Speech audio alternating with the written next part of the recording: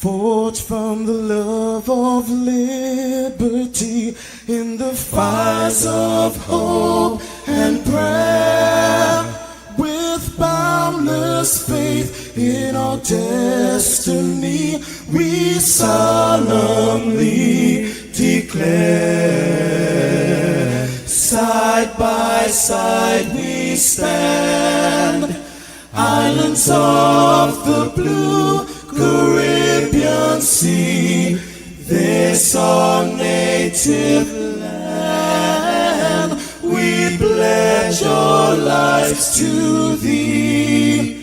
Here every creed and race find an equal place, and may God bless our nation. Here every creed and race find an equal place,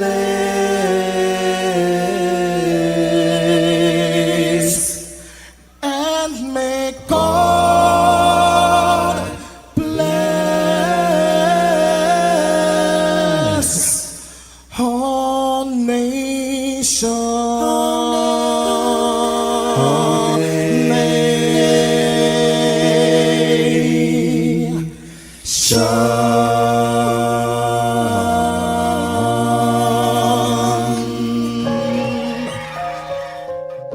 Heavenly Father, we come before you at the start of this new day, giving thanks for life, for health, and the opportunity to serve through this station. We ask for your divine presence to guide us in all we do. Bless this broadcast, that it may be a source of inspiration, joy, and unity to all who tune in. Whether near or far, may our words uplift, our music heal, and our message bring light to those who need it most. We pray for our listeners wherever they may be. Grant them strength for the day ahead, peace in their hearts, and success in all they put their hands to. Cover those traveling with your protection and those at home with your comfort and provision. Lord, may everything we do bring honor to you and be a blessing to others. Guide our steps, bless our efforts, and let this station be a vessel of positivity and hope. In your name we pray. Amen.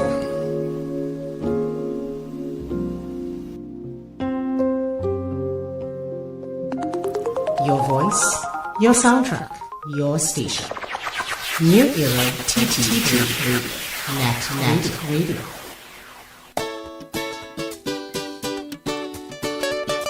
Na na na na, oh, I am from a great nation where legends made plenty strides, instilling peace, love, and pride.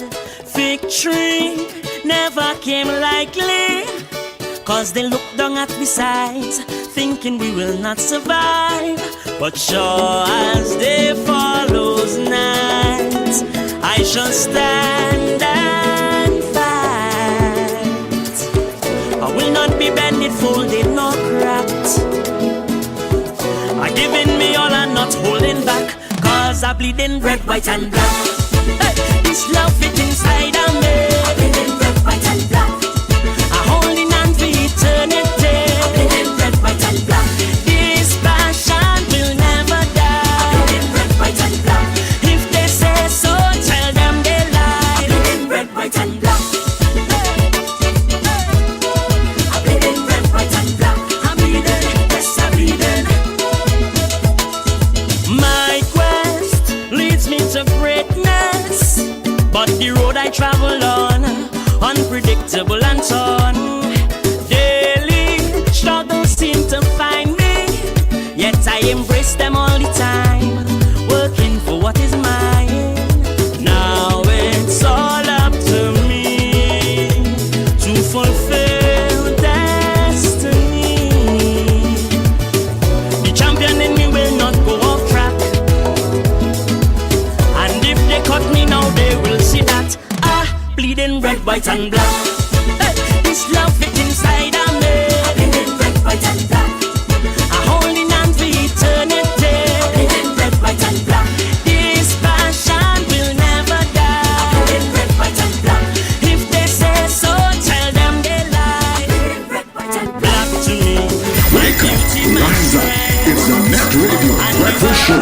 bringing you the energy, music and vibes to start your day right. It's vitality and my drive. Well, everybody, good morning to you, and of course, welcome to it. Good to have you here. If you're wondering where here is, this is New Era TT Radio, the heartbeat of the Caribbean. This is where we take you above and beyond. And yes, we are bleeding red, white, and black this week as we get ready for independence. 63 years and looking good. So wherever you may be, Trinidad and Tobago, neighbors in the Caribbean, friends who are streaming all around the globe, of course, all our nationals all over the place, good day to you, and thank you very much for making us your choice. Let me say much thanks to the Heavenly Father for bringing us together for another day. Everything that we do, dear God, let it be a blessing unto you. People, I am yours truly, Sir Charles, and of course, we welcome everybody into this new week. Welcome to your Get Up and Go. This is The Breakfast Show.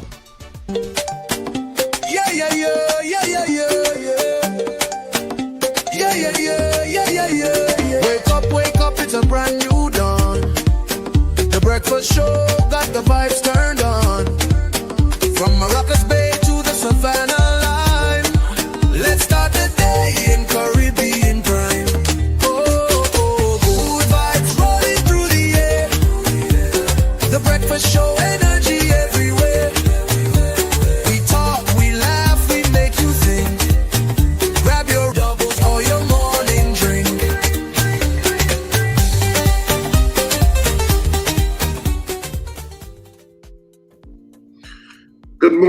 Good morning to our listeners and viewers wherever you are across the planet. Welcome to the Breakfast Show this morning, coming to you live out of Trinidad and Tobago. And a special good morning to my co-hosts, Wendell and Sir Charles. And guys, just give me a minute. I'll just come and go for a minute. Okay, good. No problem. Yeah. That's the way. Just as he says he's coming off for a minute, something came up on my screen. I don't know what. Anyway, good morning to Charles. Good morning, Richard. Good morning, Trinidad and Tobago. And good morning, listeners and viewers all over the globe. It's Monday morning. It's a beautiful morning thus far. We're happy to be in the land of the living. Of course, you know my drill every morning is to send birthday greetings out to people who celebrating birthdays today, and that's Brianna Mangal, Andy Alexander, Nichelle Oliveri, Kareem Emtage, Dale Lilicia, happy birthday Dale. Rubadiri Victor is also celebrating his birthday today. Yesterday was Deborah Marshall, happy birthday Deborah. That's the mother of Charles Marshall and who we interviewed for Counter Trafficking Unit, Dane Marie Marshall. That's their mom. She celebrated her birthday yesterday. That's the wife of Stephen Marshall. Morning, Mr. Marshall. And yesterday was also Noreen Edwards' birthday. Kwesi Antoine, Mobafa Baker, and Donna Cox also celebrated her birthday yesterday. So belated birthday greetings to you all. Yesterday was also Christian Aboud's birthday. All right, so those are some of the birthdays that I have had over the last few days. And of course, over the next coming days, I have a cousin who's sometimes messages us on this morning show, Miles Walcott. He'll be celebrating his birthday tomorrow. So I'll remember to do that once I am alive and well. All right. So those are my greetings for today. All right, so I could go straight into good news. Yeah. All right, so I'll just go straight into our good news segment for this morning, this Monday morning.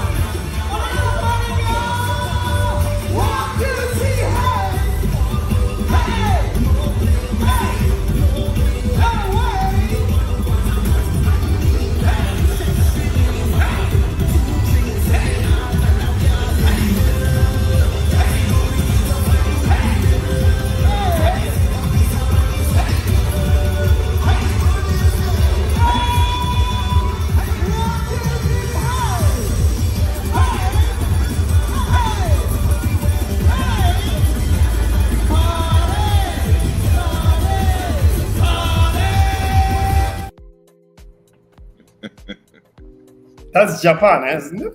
Yeah, it is. It is. Yeah. So it is a festival in Japan, and that was their soca moment, I guess. So it was a soca. I don't know if they have it every year. If they have the soca performance every year, but certainly they had it this year in terms of this Japanese festival, and they were having a time. So that's to show you the power of soca across the planet, isn't it? Yeah. And that's our good news segment for today. Hopefully, put a smile on your face. And of course, we know we have Japanese listeners and viewers, so that's a nod to y'all on this Monday morning.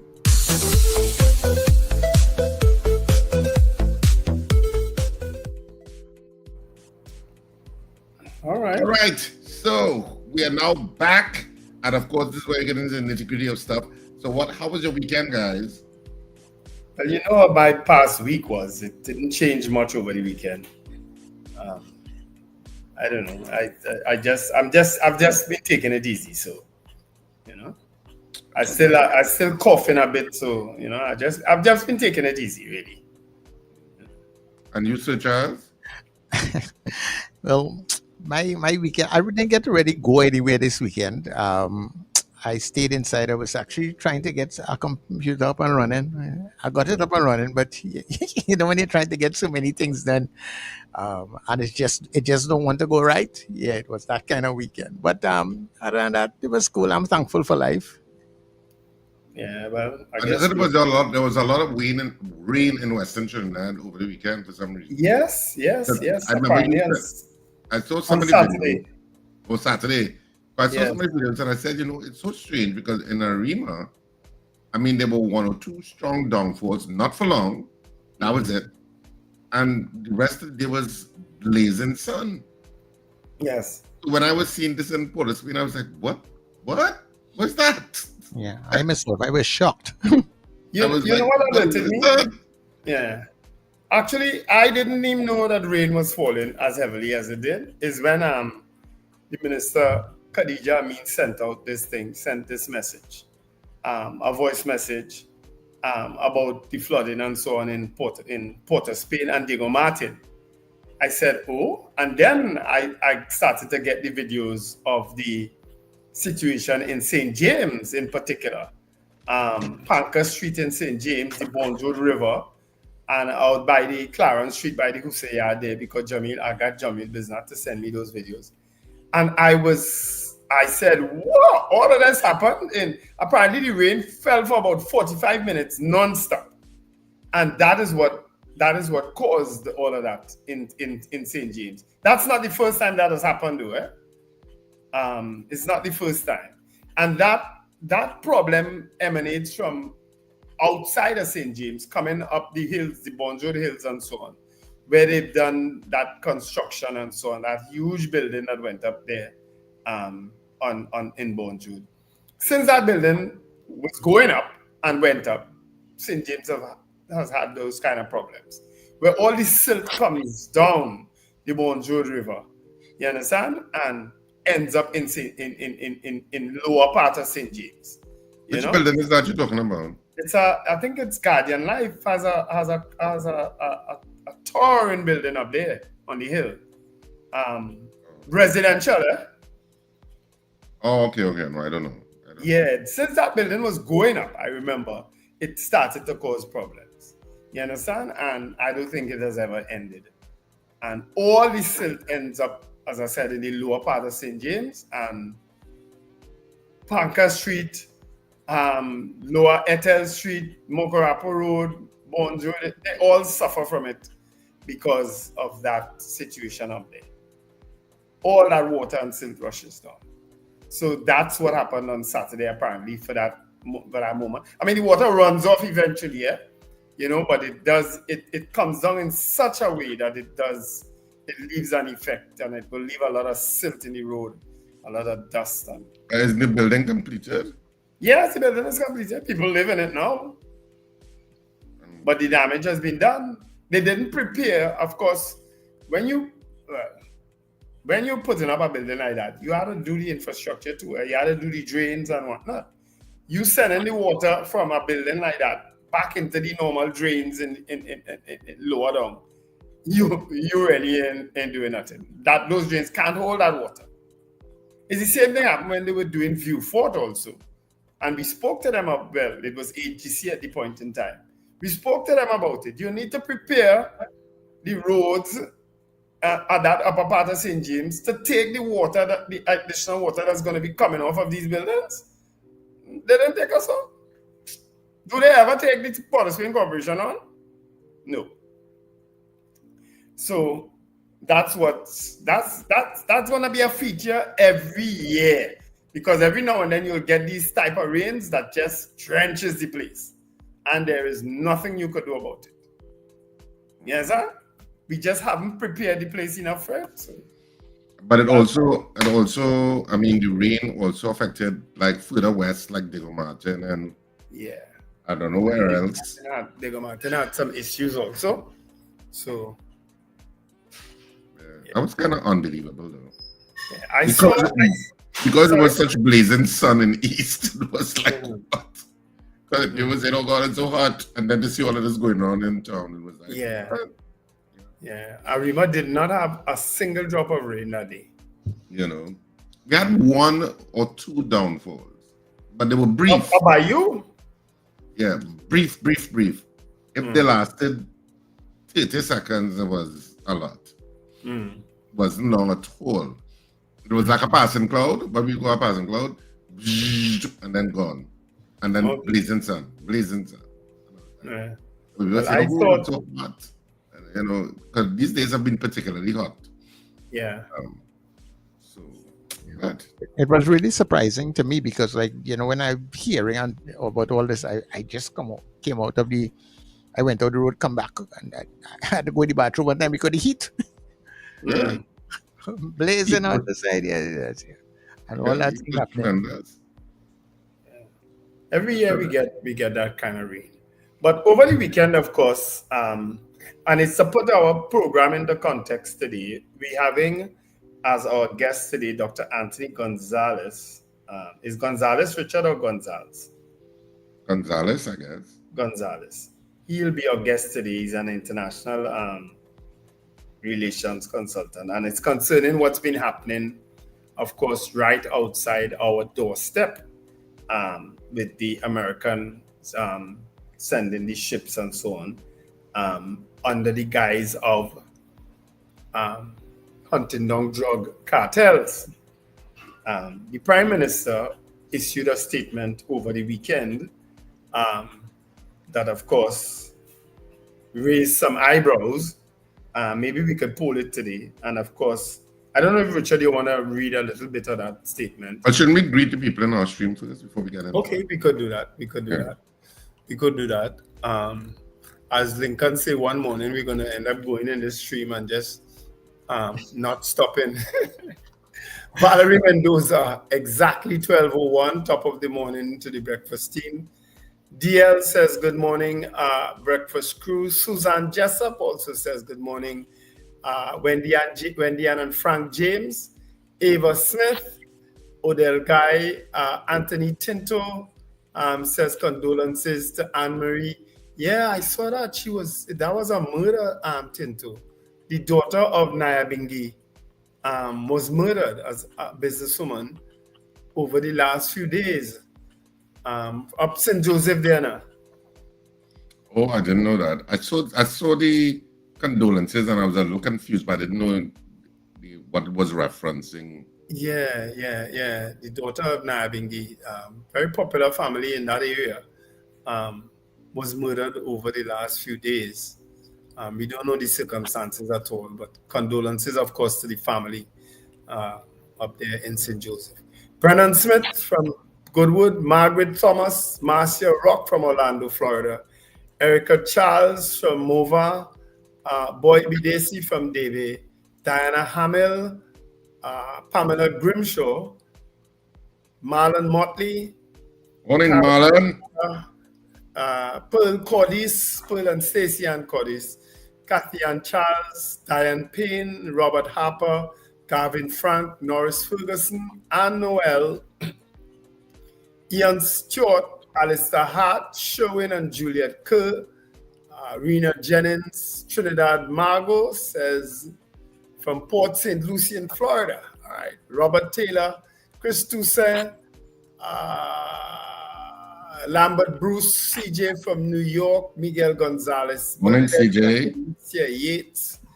But Nelicia, we're not Nelicia is in the country these next few days because CPL is actually playing at the Brian Lara Stadium for this entire week coming here. 5 matches, I think, at the Brian Lara Stadium, starting from tomorrow. Is it tomorrow? I think I'll check back my schedule. Wayne Ramsey, Slick Money Grip, Evans David, Lester Cragwell, Rena Jennings also said Trinidad flag. Okay. David McCarthy, Felix Kazo, Chris Toussaint, Japan has a carnival. Stellar Services, Michael Sankofa, who passed in and lined with me a little bit on Friday. Heavy rainfall in Penal and Cuba yesterday. Okay. Rena G, okay, I'm reading over people's chat, reading over greetings. I want to get to new names. Julia Batiste, Joan Cyrus, Donna Ramlo Chan, Alistair Hart says there was flooding in Penal and Siparia apparently yesterday. Carl M. Jack, Andrew Joseph, Apollonius, Margaret Chow, okay, right, that's it. No games at the Oval, Carl M. Jack, all at the Brian Lara Stadium. None at the Oval, all right? So that's it. All right, so let me say good morning on the folks who are coming in on the WhatsApp. Good morning to Betty out there in Brooklyn. Also to Frank in Aruca. Good day to you. Captain Ron out there in Orlando. Mr. Billy out there in Powder Magazine. Fifi out there in Addis Ababa. Also to Mahi, who's waking up with us in San Francisco. Colin is in Caranage heading to work. Terry Ann Peters, the Mover Posse, good morning. Kent in Laventil. Sandra and the folks out there in Brazil, good day to you. Brenda in Penal. Zena is on early this morning. And also to Spence. Good morning to you and the entire Surrey family. They're locked on. Right, that's it, guys. All right, we'll take a break and we'll be right back. Charmflair Auto Services Limited, your one-stop auto repair shop, located at number 1 Industrial Lane, Charmflair, right opposite the brewery on the Eastern Main Road. Yes, we do it all. Repairs to all makes and models, from your everyday sedan to SUVs, light trucks, pickups, and panel vans. We're also the sole distributors of Davanti tires, certified VTS inspection station, plus a wide range of services, oil change, front end and suspension repairs, tune-ups, tire alignment, batteries, electrical work, radiator and cooling system, AC repairs, and accessories galore. We offer pickup and drop-off service too. Call us today at 662-6545 or 662-6572. Follow us on Instagram and Facebook. Charmflair Auto Services Limited, number 1 Industrial Lane, Charmflair. We do it all. Coach, yes, Coach, are you passionate about serving others and supporting people as they reach the highest version of themselves? My name is Jesse McBarrow and I've been able to earn a living as a life coach serving people all around the world, and so can you. Are you ready to be internationally certified? Enroll today for this program and learn everything that you need to know about being a professional life coach. Listen, there are payment plans available as well too, so see you in class. For registration, contact the Institute of Health and Fitness at 336-4935.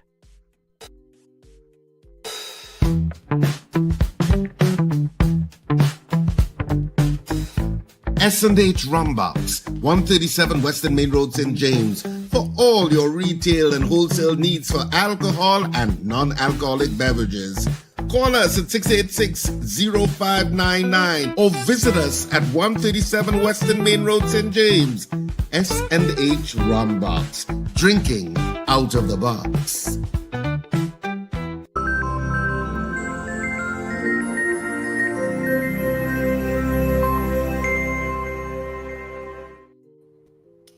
course, we're back.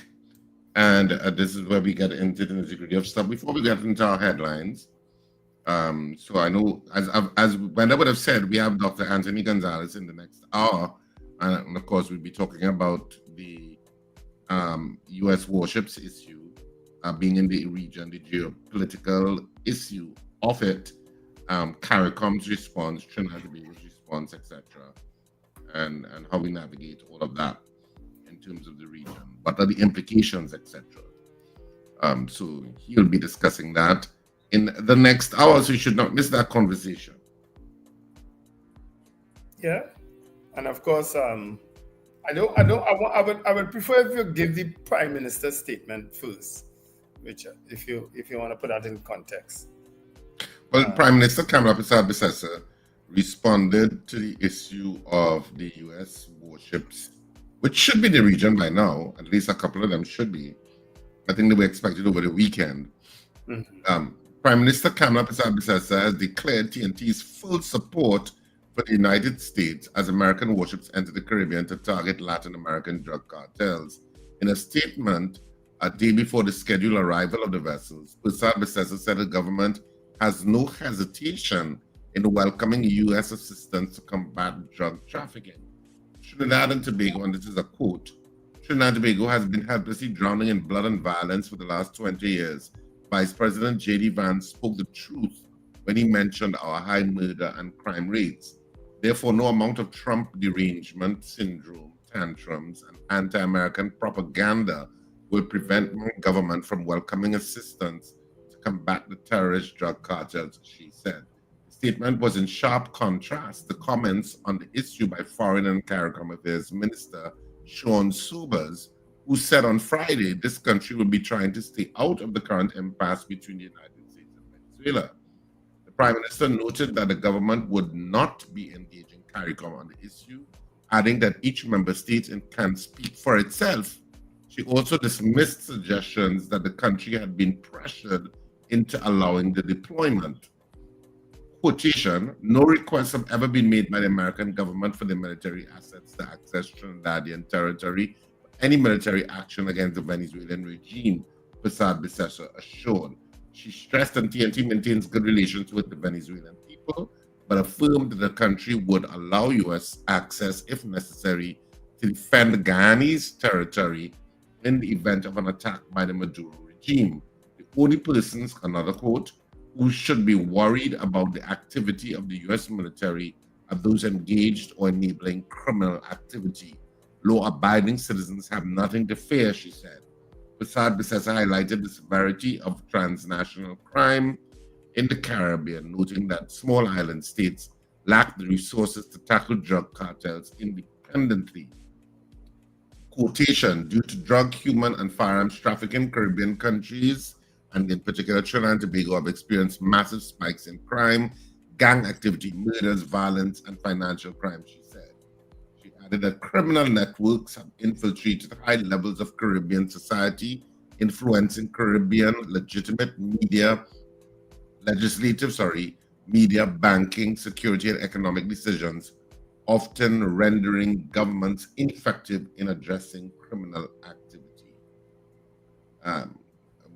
Just skipping through the article. This is from the Trinidad and Tobago Guardian. It has a lot of repetition. Yeah, therefore it is shocking to hear some persons using referrals to the Caribbean region as a zone of peace to push negative commentary on the U.S. military deployment against these terrorist cartels, she said, concluding with a call for regional stability. May good sense and peace prevail. The U.S. Southern Command has deployed 6 warships in 2 separate missions.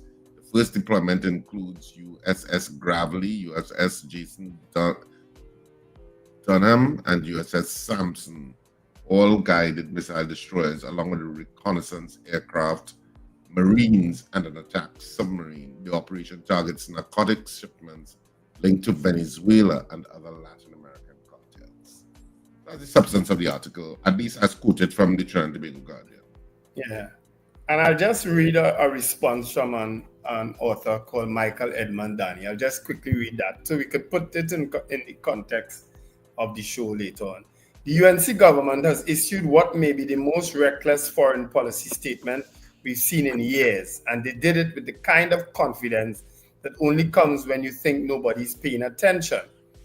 Read closely and you'll find it's less about fighting crime or defending sovereignty and more about telegraphing that Trinidad and Tobago has chosen its side, Washington's, and not cautiously either. The wording is so heavy with repetition, law-abiding citizens have nothing to fear, the US has our full support, that it reads like someone trying to convince themselves, not the nation. The part that should make every Caribbean head turn is the outright dismissal of CARICOM. Trinidad declared that each member state can speak for themselves. Translation, regional unity is good until it clashes with Uncle Sam. That one line detonates years of collective diplomacy. Small islands, which were strongest when moving together, are now being told, good luck, or you fend for yourself. And the crime argument, it is pure deflection. Yes, we are drowning in blood. Yes, the murder figures are obscene. But no amount of US warships parked in international waters will fix corrupt police, court backlogs, or communities abandoned by the state. Linking our domestic collapse to drug cartels abroad is lazy politics. Worse, it's a ready-made excuse to invite foreign military power into the region without showing how it makes us safer. Then comes the Venezuelan clause. We respect the Venezuelan people, the statement says, before announcing boldface that if Maduro even sneezes in Guyana's direction, Washington can use Trinidad as a staging ground. That isn't hedging, that's planting a flag. Venezuela will read it as betrayal. Guyana will see it as a blank check. And Washington will quietly note that they now have a willing Caribbean client. That's just part of what Mr. Danny had to say. You know, I've seen several other articles over the period in terms of this particular statement by the Prime Minister. Some in support, some not. You know what I mean? And I guess we could find out whether you are in support of the Prime Minister's statement today. We could poll that. You know, why does this keep popping up on my computer? Yeah, but before we get into the poll, we get into the poll. No, we're not getting into the poll. I'm just suggesting that we'll poll that. But we're not getting to the poll right now because we're going to open up the lines for you to speak with us. But that's just after we do our headlines, which is next. So I know Wendell is ready. And I actually have the Express today.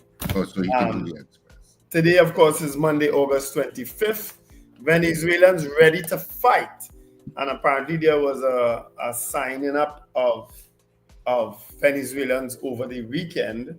There's a picture, a man accompanied by a child enlists in the military as he responds to the call to sign up to the great military enlistment day yesterday in Venezuela to defend the country against American forces. Right? Always loyal, never traitors, says Maduro, as thousands join militia amid U.S. tensions. Analysts, and this is a byline, analysts back Kamala's bold move, and there's a picture also of the TKR as they were welcomed into Trinidad yesterday. There's a picture of Nicholas Puran, the captain, Sunil Narayan and Kiran Pollard as they arrive at Piaco International Airport yesterday. Also inside, Florida honors 4 trainees, blow to morale after senior prison officer detained. Man dragged from car, shot dead by intruders. The Homeland is calling us. That's also an article inside. And in the back, fed up, farmers call for guns, patrols as thefts spike. And there's a picture of Shiraz Khan under the caption, bastard children. I don't know what that means. And there's another picture of Couva South MP and Public Utilities Minister Barry Padarat is flanked by his daughter Sijal, Arjana Prabhujal, and Kyron Baron at yesterday's Ganesh Chaturthi celebrations in Couva South to welcome a huge statue of Ganesh. All right, those are stories trending in today's Express. All right, for the news day today, I'll get to the news day. MSJ slams PM on support for United States. Analysts, diplomatic solution needed to ease U.S. Venezuela tensions. THA honors top SEA, CSEC, and CAPE students. Former PP ministers cautious after PM statement on Venezuela. Archbishop Emeritus show kindness like Santa Rosa de Lima. I think yesterday was the Santa Rosa harvest and stuff. I think that was yesterday in Arima. Amin urges flood-prone residents to monitor water levels. Teen among 5 shot in a Ruka, woman injured in casino fight. So that's it for the Newsday and some of the main headlines in the Newsday. Over to you, Sir Charles and The Guardian. Thank you very much, Richard. And of course, in The Guardian today, TNT faces fallout. Regional analysts warn PM that support for U.S. in Venezuela impasse could open country up to aggression. It's a long headline. First Citizens Board blocks forced resignation of CEO. When did you hear about that? No. All right. I know read it myself. Security experts, government must have plan in case U.S.-Venezuela tension escalate. Venezuela slams Guyana over support of U.S. intervention. NGC's failure to execute Banyan archives plan left door open for Barbados to source it. I think Barbados is now the owner of the Banyan archives. Yeah, they bought it. Yeah. Right. Teacher's last chance at life. Newlywed Kriana Rupnarain battles cancer and time. That is something that everybody seems to have that disease. Modi denies Red Cross election flawed, says new executive will address issues, and SRPs weigh contempt of court proceeding against the Commissioner of Police. Some of your headlines in The Guardian. I don't know about that for the citizen story. I thought Karen Debasi, is that Debasi is her name, right? Yeah. Would have resigned from as the CEO of First Citizens. So is it a different story? I didn't follow. Well, according to the headline, that just read that headline about First Citizens again. Yes, sir. I gotta pull it back up. And now I have to go through all of the all the ads that just come up in between it when you open it up. Wait for it to settle. Okay. Bear with me, people.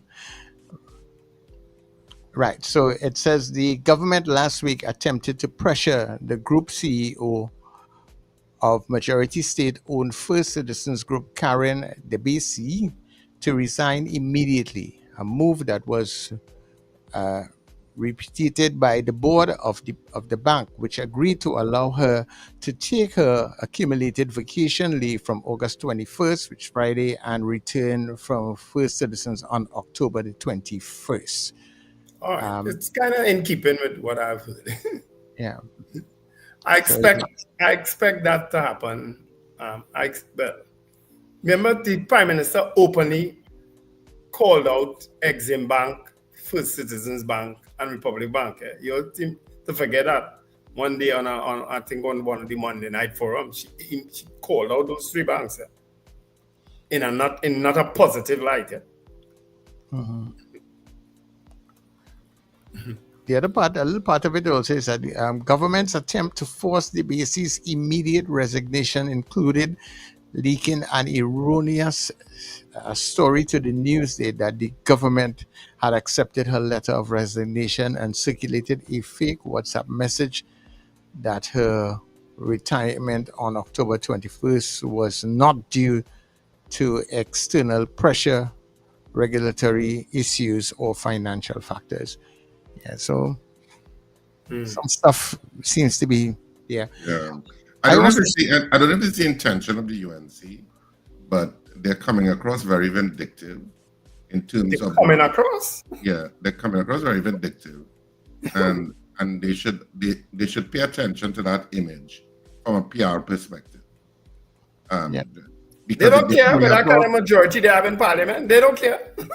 Well, I'm not saying I'm not going on that road, Goodwill can only take it so far. The image that is coming across from the UNC is that you're being vindictive and petty in a very small island. It's one thing to be vindictive and petty in the United States, which is 300 million people, which is what Trump does. Well, allegedly does. Put it that way. But that's the U.S. business. We're talking our business. In our business and in our space, it's a small space. It's just 1.4 million people. So a lot of the people at the helms are people that everybody knows or in circles. We only have a relatively small pool of professionals that can at the helm of various industries, and relatively small pool, and it just seems, and as I said, it just seems that the UNC is coming across a little vindictive and petty, and not a little. It seems as if you're coming across vindictive and petty, and it's an image that your public relations team needs to address. Because that's how it's coming across in terms of how you're dealing with issues. Starting with the amount of people that were fired, starting with a lot of boards generally resign anyway when a new government takes place. But there is unhealthiness in terms of the humanity of how it's being done. And I don't know if they're conscious of it. If it's a blind spot to them, if it's a blind spot, well, I'm clearing up the blind spot for you this morning. I'm telling you that, okay, it's coming across that way for a lot of people and a lot of independent voters. And two, the issue of how you deal with people in a small space, I don't know if UNC supporters just don't care anymore, or it's irking some of them that, okay, this is not how we expected you to govern. Because when your mandate and when you swept into power was with UNC, everybody wins, which is counter to the way that you're governing in terms of a lot of the decisions that are being made, which comes across sometimes callous and uncaring.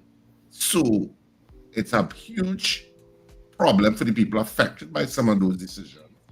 It's a huge problem. Well, the people making excuses for them already, Richard. Some people are cool with it, cool with what they're doing. Just read the chat for this Ramnerish man who actually telling the chat and telling people that if they disagree with the position of the Prime Minister, then they are what? They're supporting the criminal element. They are part of the criminal network and is supporting drug cartel running our country. That's what he's saying in this chat. Huh?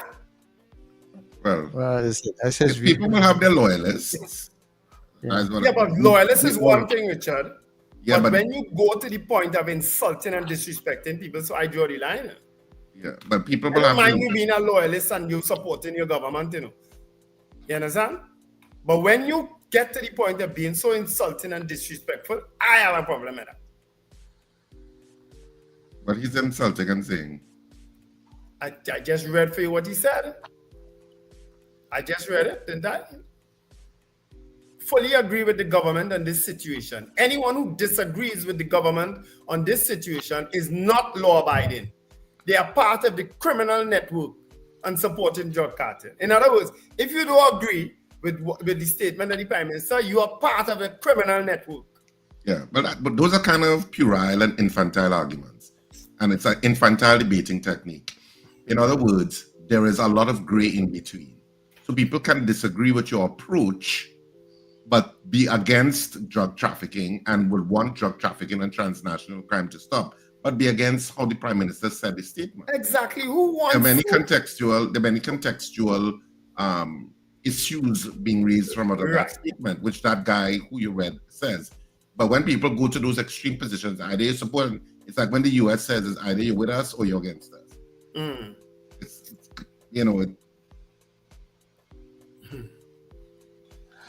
All right, well, let's open the lines and see if we can take a much more complex than that.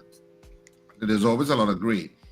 And I don't think people are for drug cartels. That's ridiculous. I don't know who disagreeing would be supporting with what the Prime Minister says does not equate. There's no equivalency. Yeah, I think the problem is with some people is So that your mic is giving trouble, eh? yeah, because just now I cut him because I thought he had stopped, you know. Yeah. His mic is coming off and on. Yeah, Richard, fix your microphone again. Yeah. Yeah, but that is the thing about people and opinions, and people have to recognize that, you know, people's opinions are their opinions. If they see it a particular way, you know, you have to respect other people's opinions to disagree with what you're saying. So you don't go wrong the road to insult people because they have a different of opinion, you know. But let's see if we can take a couple calls now before we get to the poll time. Is that okay right now? While Richard fixes his mic. All right. So people, you can call us at 281-1315. That's 281-1315. The lines are open to you. We have a number of people coming in already. They come in kind of quick. All right. So let's go. Hello. Good morning, caller. Hello. Good morning. All right. I wonder what's going on there. Let's try someone else. Right. Hello. Good morning. Yes, I want to thank for really taking my call. No problem, Mr. Billy. This morning seems cricket mood, cricket time. I want to lean on the side of the Honorable Prime Minister on this one with respect to Venezuela. The Prime Minister has been consistently opposed to the policies of Maduro. Even when this opposition, what is his name, Galdo, was the opposition, she have supported. Because as we have been told, this president, Maduro, is an illegal president. The evidence is there where he did not win the election and he have shown high behavior in governance. And I am saying, if the reason given by the U.S. is what they're on this side of the planet for, in terms of drug cartel, all and not only Venezuela, Mexico, Colombia, and all those areas there. I am in total support of it. We, our local country, this country here, has a serious problem. And it seems like the local authority cannot deal with drugs and the operation of drug cartel in Trinidad and Tobago. We know that. There is no secret. We hear people saying that and calling different names. I don't want to do that this morning.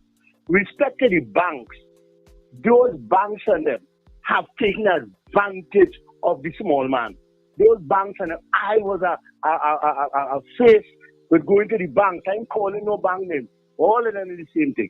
And they have been treated here, asking them for all kind of manners of things. And it have people in this country, as we have been told, who go into government officials with file in their hand and want them to do things. So we don't know. That certain individuals on one of the banks, own bank, we don't know what they have against her. Maybe evidence come to the Prime Minister, we don't know. So we can't take a position like Mr. Richard Lagoba thing. Of course you can. Of course you can. Come on. You're besmirching Karen the Basie's. No problem. You're besmirching Karen the Basie's reputation for some political point. Be better than that. Be better than that. You have no proof or anything. The board itself stepped in to defend her. What does that say to you?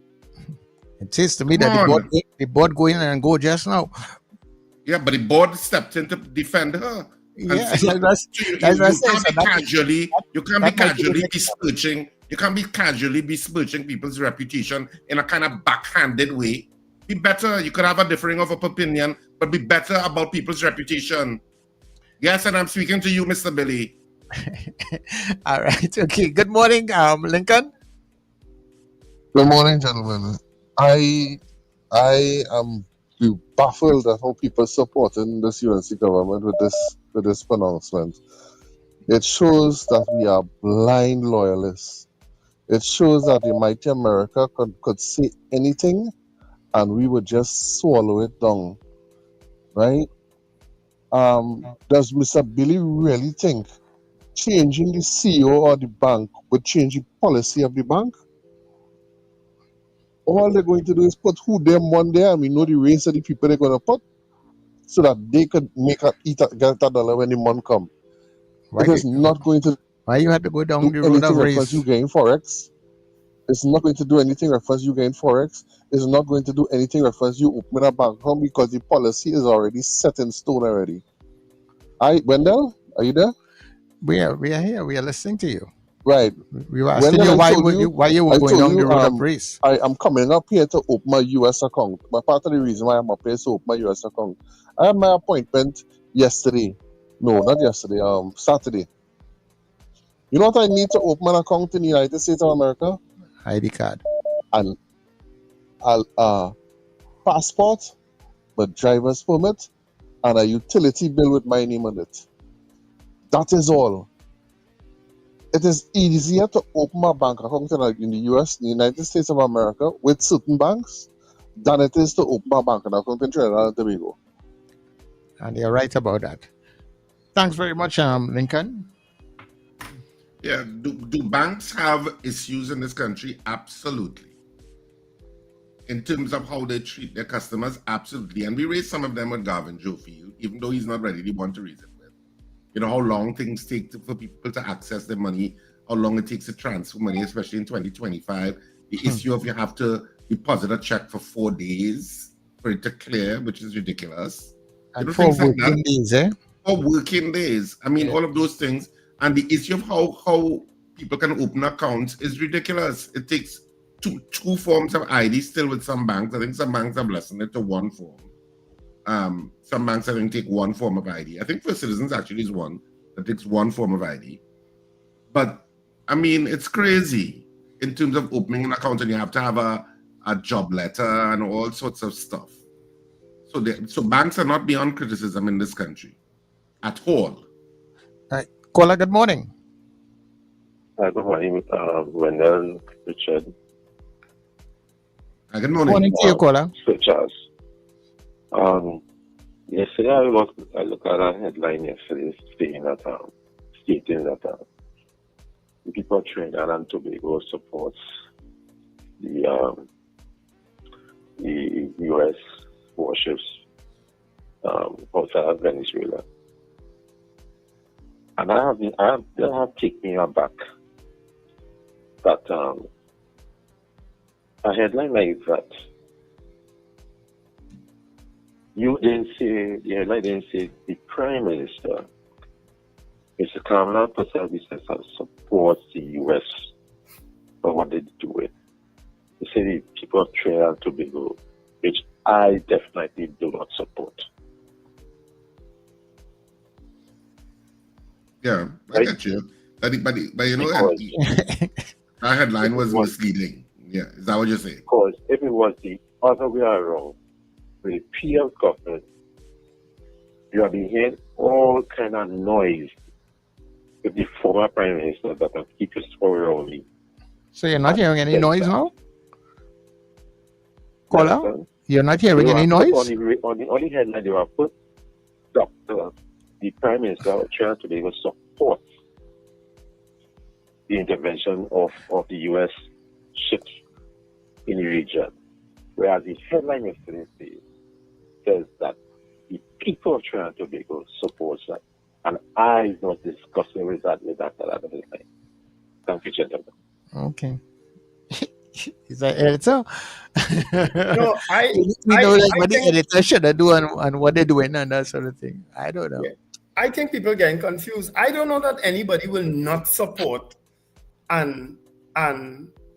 genuine intervention to stop drug cartels or to help out a situation that could be potentially dangerous for Trinidad and Tobago, for the Caribbean. I don't know that anybody will not support that, And that's where people mixing up this thing with what the Prime Minister is saying, But when you go further to say that CARICOM stands on its own, everybody had a fend for this. Well, I'm using my words now, right?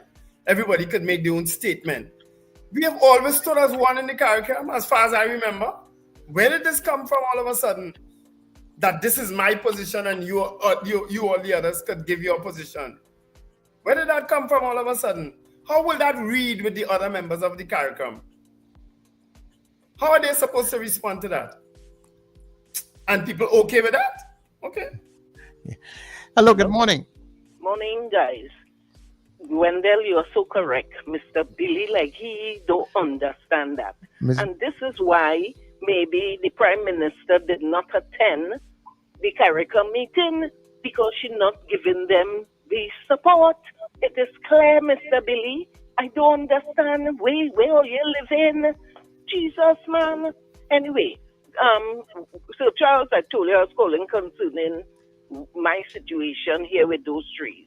I heard the Minister local government talk about clear drains and this and that. I wish she will come down to the west and take she'd like to come on backhoes, come down with a backhoe and see the trees growing in the river alongside the Diego Martin River.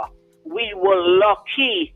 God was with us on Saturday that river did not overflow. When I saw what went on in Ellerslie Plaza in Maraval there, and then I saw Goodwood Gardens got it. Well, Wendell, I didn't even know St. James. I haven't seen any video what you were talking about with the flooding too in St. James. It is crazy. And Wendell, I listened to you earlier, and it seems like not only the poorer people who is going to build house up on the hill, don't put retaining walls, and the people below suffers. Because based on what you were saying happening in Bones Road, that this caused that flood and all that mud coming down. And this is the thing. You know what's our problem in our country? We have laws, we don't enforce it. Because right now on the Diego Martin main road, there's a man, he started clearing the mountain. All right, Ms. Diego Martin, let me interrupt you there, because we going up to 7 o'clock. So we have to probably, if we get a space in the next hour, we'll probably have to take some of your other concerns in between there, because we're on 7 o'clock. Poll time, guys. I sent one in the chat. I don't know. Yeah, it's there. and all the other people who've been calling us now, you know. Right. We're going up to the poll time. Pay attention to the poll. Remember, you're answering yes or no first, people. All right. So the question is, do you find the Prime Minister's statement backing U.S. warships and declaring that TNT would not engage CARICOM on the issue concerning? Do you find that statement concerning, or are you in agreement with it? Yes or no? We know what Ram Naresh will vote. And we know what Mr. Billy will vote. Oh, God, don't Let me provoke people now. They like to provoke me? Let me provoke them now. Huh? And they like to provoke me? I could provoke them too. Poll time, people. Poll time. Right. Remember, we'll come to votes when we come back, starting from Ilarizan. Yeah, Ilarizan. All right? We'll start from there. All right.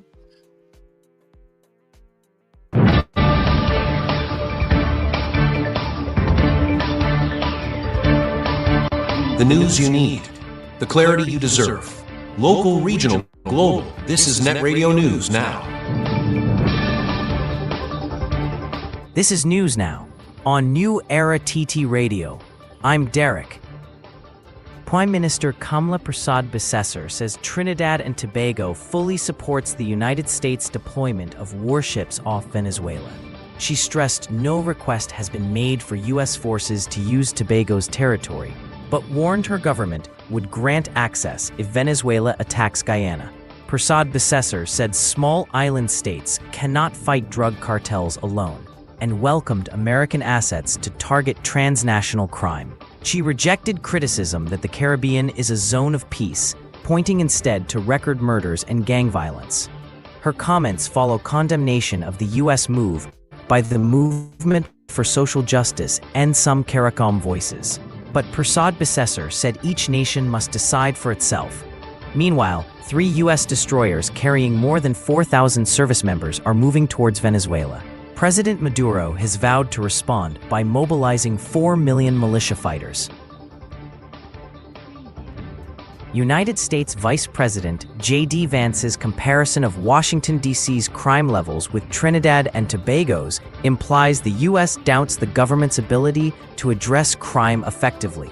This view was expressed yesterday by former minister in the Ministry of National Security, Keith Scotland, during a back-to-school drive at his constituency office on Piccadilly Street, Port of Spain. He said, "This is the Vice President speaking about the country. The UNC cannot put this at the feet of the PNM. You are now in charge, and this is what the US Vice President is saying, and the response is inadequate. I am of the opinion that the US Vice President knows, as we know already, that they don't have the wherewithal." Opposition leader Penelope Beckles, who was also at the back-to-school drive, was asked about her thoughts on the unfolding of a military showdown between the United States and Venezuela near Trinidad and Tobago's waters. While Beckles commented that the matter was concerning to her, she said it will be addressed on Monday by the People's National Movement at a news conference on Trinidad and crime. In a bid to intensify pressure on Venezuelan President Nicolas Maduro, U.S. President Donald Trump has ordered the deployment of 3 U.S. warships off Venezuela's coast. According to the U.S., the move to target Maduro is an attempt to clamp down on drug trafficking by Latin American crime cartels. However, on Monday, Maduro pushed back and vowed to mobilize more than 4 million militia fighters in response to the warships, saying they will be prepared, activated, and armed.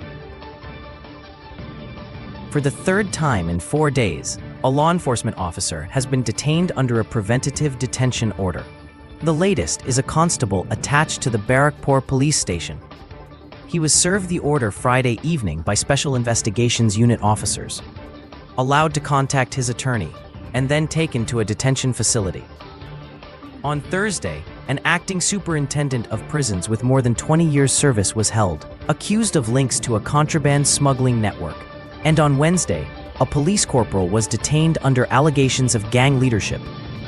Police Commissioner Alistair Guevara says the arrests show the strength of the TTPS intelligence unit and vowed to root out wrongdoing even within its own ranks. He warned, "If you are part of the problem, tomorrow we may be coming for you." Education stakeholders have welcomed the move to deploy Special Reserve police officers at high-risk schools across Trinidad and Tobago. The TTPS says 95 specially trained SRPs will be assigned to schools to curb violence and indiscipline. They are part of 244 officers who are sworn in this week at Marabella South Secondary. TTUTA President Martin Lumpkin says the association supports the plan but expects it will be temporary, serving mainly as a deterrent.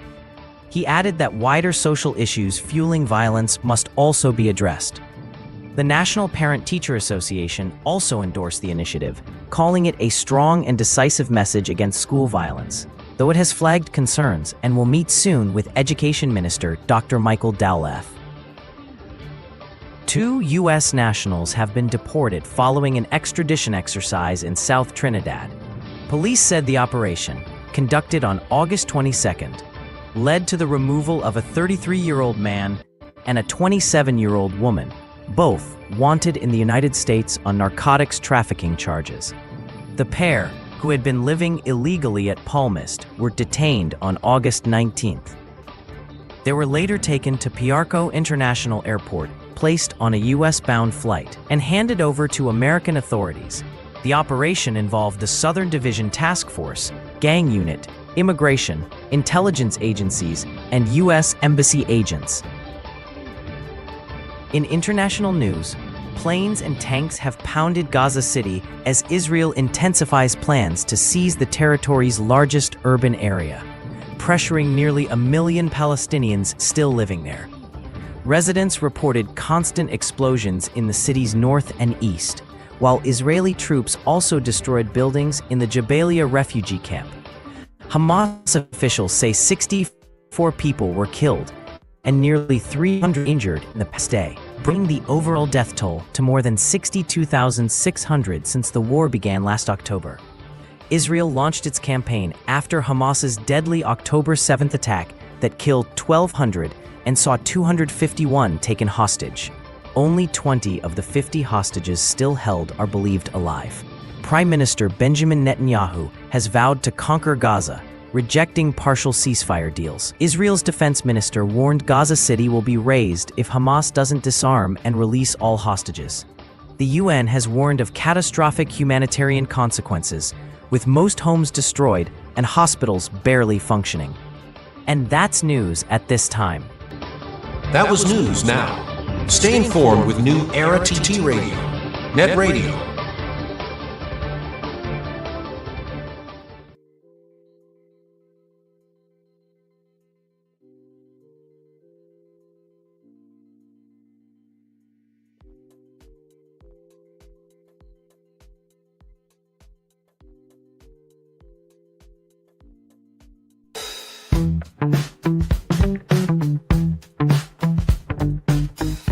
S&H Rum Box, 137 Western Main Road, St. James, for all your retail and wholesale needs for alcohol and non-alcoholic beverages.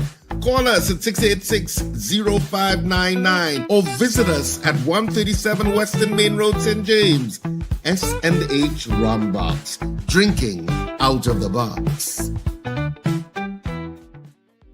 Charmflair Auto Services Limited, your one-stop auto repair shop, located at number 1 Industrial Lane, Charmflair, right opposite the brewery on the Eastern Main Road. Yes, we do it all. Repairs to all makes and models, from your everyday sedan to SUVs, light trucks, pickups, and panel vans. We're also the sole distributors of Davanti tires, certified VTS inspection station, plus a wide range of services: oil change, front end and suspension repairs, tune-ups, tire alignment, batteries, electrical work, radiator and cooling system, AC repairs, and accessories galore. We offer pickup and drop-off service too. Call us today at 662-6545 or 662-6572. Follow us on Instagram and Facebook. Charmflair Auto Services Limited, number 1 Industrial Lane, Charmflair. We do it all. Coach, yes, Coach, are you passionate about serving others and supporting people as they reach the highest version of themselves? My name is Jesse McBarrow, and I've been able to earn a living as a life coach serving people all around the world, and so can you. Are you ready to be internationally certified? Enroll today for this program and learn everything that you need to know about being a professional life coach. Listen, there are payment plans available as well too, so see you in class. For registration, contact the Institute of Health and Fitness at 336-4935.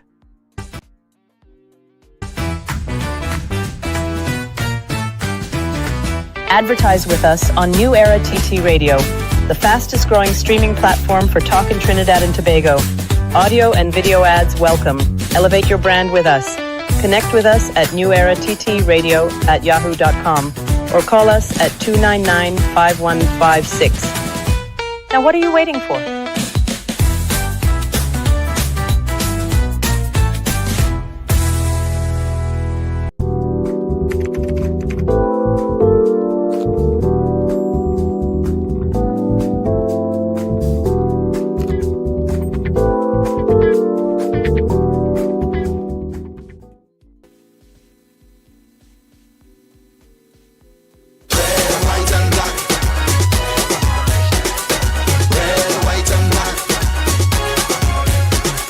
You are listening to New Era TT Radio, and this is our journey to independence. On August 31st, 1962, Trinidad and Tobago stepped into a brand new chapter of its history: independence from Britain. After years under colonial rule, the country was finally free to chart its own destiny. The celebrations that day were filled with pride and hope. At the Queen's Park Oval, thousands gathered to watch the lowering of the Union Jack and the raising of the red, white, and black. Dr. Eric Williams, our first Prime Minister, addressed the nation, calling on every citizen to take responsibility for shaping the young republic. Independence was not just about political freedom. It was about identity, confidence, and a belief that Trinidad and Tobago could stand tall among the nations of the world. This moment in 1962 was the birth of modern TNT, a proud, independent nation. That was Journey to Independence right here on New Era TT Radio, taking you above and beyond. Mornings just got better. You're locked into Net Radio Breakfast Show, fueling your day with the best music and real talk. I have much pleasure in sending you this message today. Strive for excellence in character, in the great virtues such as truthfulness, obedience, and honesty, so that under God, our nation will produce worthy citizens. Bacchanal and confusion cannot be the foundation of an orderly society. Red, white, and black. Red, white, and black. Red, white, and black. Red, white, and black. All I want to see is love in the sky. 3 colors up high. 3 colors up high. Too blessed to be stressed, displayed with pride. 3 colors up high. 3 colors up high. Red, white, and black. Let's rep a new policy. Red, white, and black. Carnival diplomacy. Red, white, and black. Look, man just disagree. Red, white, and black. But right now, we're moving in harmony. Rise. Let's make people rise. Your spirit, your pride. Yes, open your eyes. Rise. Yes, my people rise. Don't you realize? Morning vibes, fresh energy. This is the Net Radio Breakfast Show. All right, people, and of course, you are listening to New Era TT Radio. It is the Breakfast Show, and we are here on New Era TT Radio. Now, just to let all you people know that we are streaming all day, every day on newerattradio.com. And for all the folks on M&E TV, just to let you know that that we will be moving across the Guyana, Caribbean from next week, right? The 1st of September. So wherever you're picking us up on the feed right now, remember, look out first on Guyana, the channel. All right. And yeah, so we jump back inside the Breakfast Show.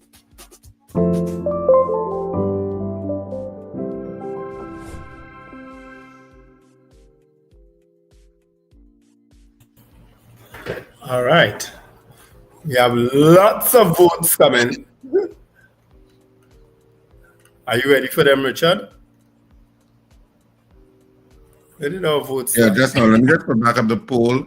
Of course, we have up next Dr. Anthony Gonzalez, the international relations expert, who will be joining us shortly, just as we finish the poll results here. So I'll just bring back up the poll for this morning, which is this. Do you find the Prime Minister's statement backing U.S. warships and declaring that TNT would not engage CARICOM on the issue concerning? Yes or no? That's our poll this morning, and we are now going to tally the votes and give you the results. All right. We start with Ilarizan says yes. Candice Weeks, yes. JPCP, yes. Miguel Gonzalez, no. Josie Richardson, yes. Island Girl, yes. Miguel Gonzalez, oh, he voted. Miguel Gonzalez, make up your mind. You vote no and then you vote yes. So I don't know which one it is, Richard. Susie B says yes. Ram Nourish, no. Patricia Defoe, yes. Kazim Mohammed, yes. Terrence Jack, yes. Margaret Thomas, yes. Robert Harper didn't vote. Dean Allen didn't vote. Rena Jennings, yes. Marlon Motley, yes. Apollonius, yes. Trini Gets Fit, yes. Lennox Francois, no. Anon, yes. Denzel Alexander. Listen, move Ram Nourish from my face now. You can't be calling people criminal. We know that criminals like yourself will vote. What stupidness is this? Denzel Alexander, no. Lyndon Williams, no. Susan Jessup, yes. Ava Smith, yes. David Rowty, yes. Robert Harper, yes. Helen Prescott, yes. Rena Jennings. I'm putting it in the private chat on the all ignoring. Cheryl Henry, yes. Jason Samuel, no. Lennox Francois, no. All right. Miguel Gonzalez saying the second one is his answer. Yes, that is right. Joyce Phillip, yes. Anon Rajiv Ramlal, yes. Ray Nelson, yes. Felix Kazon, no. Carl Guevara, yes. Beauty Culture didn't vote. Diane Payne, yes.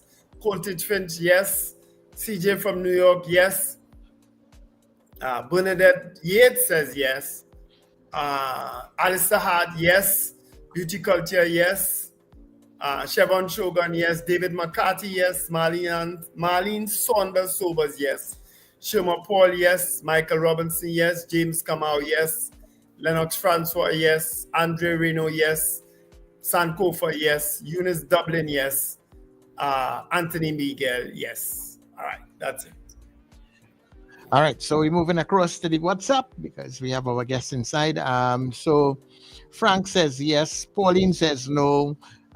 Zena says yes. Sexy Red says no. Brenda says yes.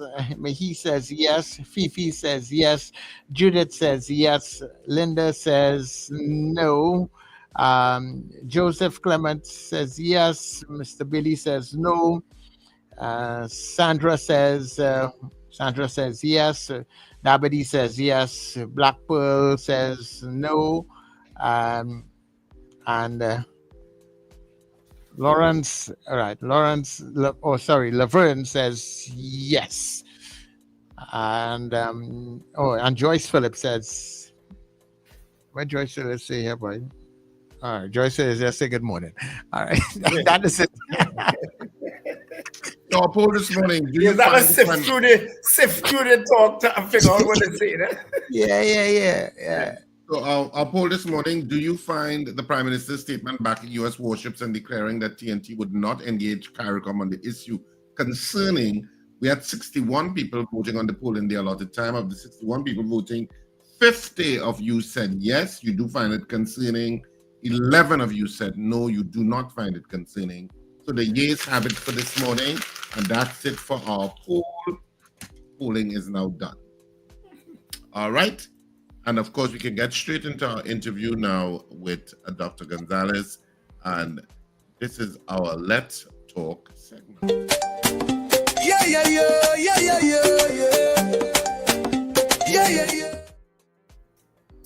So good morning, Dr. Gonzalez, and thanks so much for joining us this morning on The Breakfast Show.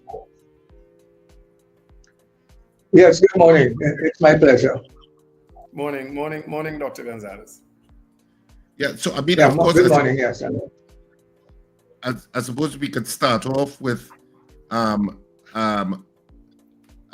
statement by the Prime Minister, because that was the subject of our poll this morning, with regard to this issue of the U.S. warships. And of course, there was a lot of toing and froing. Should we be neutral on the issue?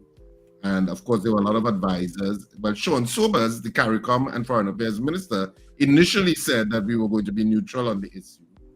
And then the Prime Minister made this statement to the media, saying, well, of course, we are supporting the United States, basically, and that CARICOM, rather than a CARICOM foreign policy decision, that CARICOM could basically, each island state could deal with it on their own. What's your take as a foreign policy expert on how this matter is being handled? Well, first of all, I think this meant to indicate that you're willing to give the Americans a bid in this country. I think that is a very, very serious statement, and I really don't see the purpose of it. It's not something you do very likely.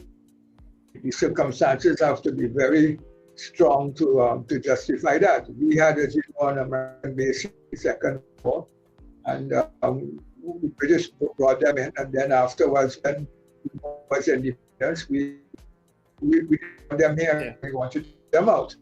So Dr. Gonzalez, may I recommend may I recommend that you take off your camera to save on bandwidth so we'll hear you better? You take off my camera. I think your camera is taking up a lot of the bandwidth, so we're not hearing you properly. I don't know what's that.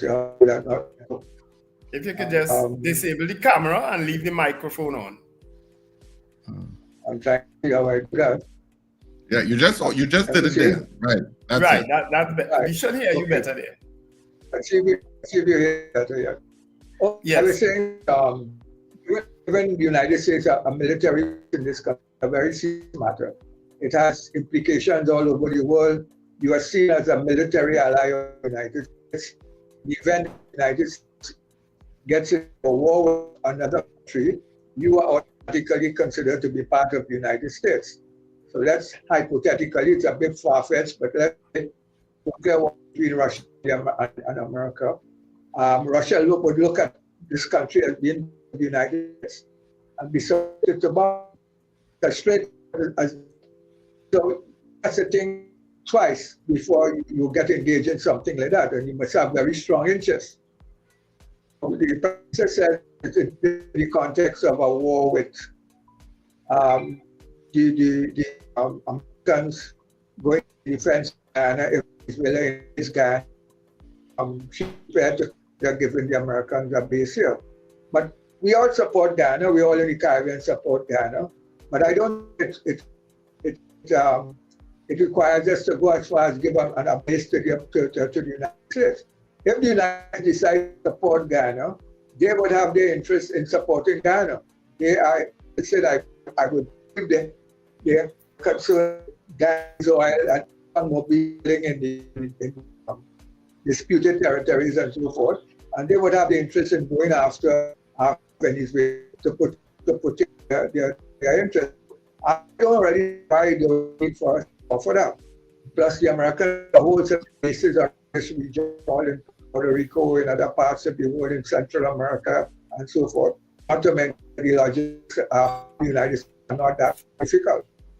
Having difficulty with that, and I really was wondering what motivated it. So that's the first issue. The next is what you raised, and that has to do with going solo and without capital. Now, I first had to we have here CARICOM to be crucial in our foreign policy making, in our foreign trade policy, for example. We have gone to CARICOM. CARICOM, as a trader, we are one of the leading countries that benefit from trade in CARICOM. Let's consider CARICOM when we try to solve problems internationally, because we are too small. Dr. Gonzalez, if I can interrupt you, we are hearing you.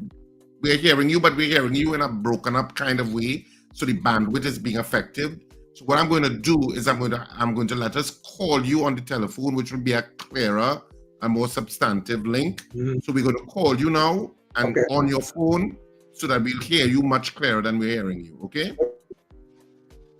On your cell phone, you mean? Yeah, on your cell phone. So we'll call you now on your cell phone. Okay. All right, let's start with you. So you could sign off here, so we can hear you clearly now, rather than because we're hearing you, but it's breaking up. Yeah, that's a good call, Richard, because I think what he has to say is extremely important. Yeah. So, Sir Charles, if you could call, just give a minute. Yeah.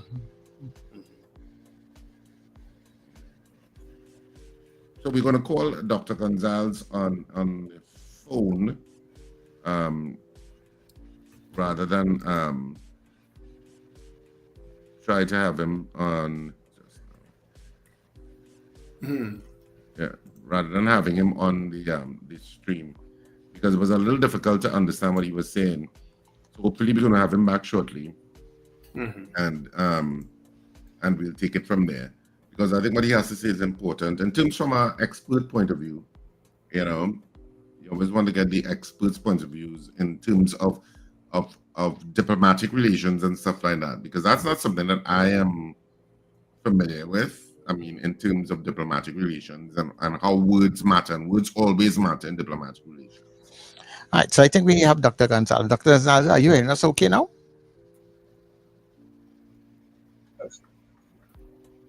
Yeah, Dr. Gonzalez? Yes. Right. Are you hearing us okay now? Yeah, I'm hearing you, yes. Okay, good. Beautiful. Right. Go ahead, guys. Okay, great. So, yeah, Dr. Gonzalez. So we will continue with the conversation. Could you just get back to what you were saying about the issue of CARICOM and what was raised? Yes, I was saying that we have always gone with CARICOM, and CARICOM has always been important to us in determining foreign policy, in particular foreign trade policy. And as I said, we have benefited quite a bit from CARICOM. Our manufacturers export to CARICOM, and our people move around the region, selling services and so on to the other country. So I don't understand the idea of going solo and neglecting CARICOM. I think we're too small to really have any effect on international or regional events. And we need to work together with the wider region. Now, obviously, there are difficulties. There are times when you can't get a consensus or any kind of collective agreement. We saw this with Venezuela some years ago. We couldn't get any agreement. So it's not all the time that you're going to get a consensus to be able to have one common position. But you need to try. You need to try and so on, because that position will be more listened to than if you go alone. So again, I find it difficult to understand what's the rationale for, say, you're going alone and you're not going to follow that traditional path with CARICOM. So on those two matters, I have difficulty. I'm trying to understand exactly how, what is behind the decision making. It's not clear to me also what is the intention of the Americans. The Americans have not stated clearly what they plan to do. They talk about going after drug smugglers and drug cartels and using the American destroyers and so on to intercept these drug cartels. Now, they do use destroyers along with the Coast Guard when they do that at present. The Coast Guards usually go in front, and then if they need the destroyers will come in. But now they seem to be using the destroyers up front. And they have put a number of military vessels in the region. Some of them they have never had yet before, some of them with very significant ballistic missiles and so forth, along with about 4,000 soldiers. So many people are asking questions that does that involve some kind of invasion of Venezuela or some other territory? Again, we don't know. We are waiting to see how things would unfold. The Venezuelans are preparing for an invasion. They have always looked at America as trying to come after them. And so for years since Chavez was there, they are prepared. They have a massive militia. They have their army well trained to offer some kind of defense. They have gotten a lot of equipment from the Chinese and from the Russians. The Russians have given them some significant weapons, fighter jets and ballistic missiles and stuff like that. So they are prepared to put up some kind of resistance if the Americans look to invade the territory. They're very clear on that, and they are very anti-American. And Chavez, the army, very anti-American years ago, because he felt that America was after Venezuela's oil and gas. And Venezuela has, as you know, the largest reserve of oil and gas in the world. So that they feel that the Americans want to get their hand on that and that they have to defend their territory.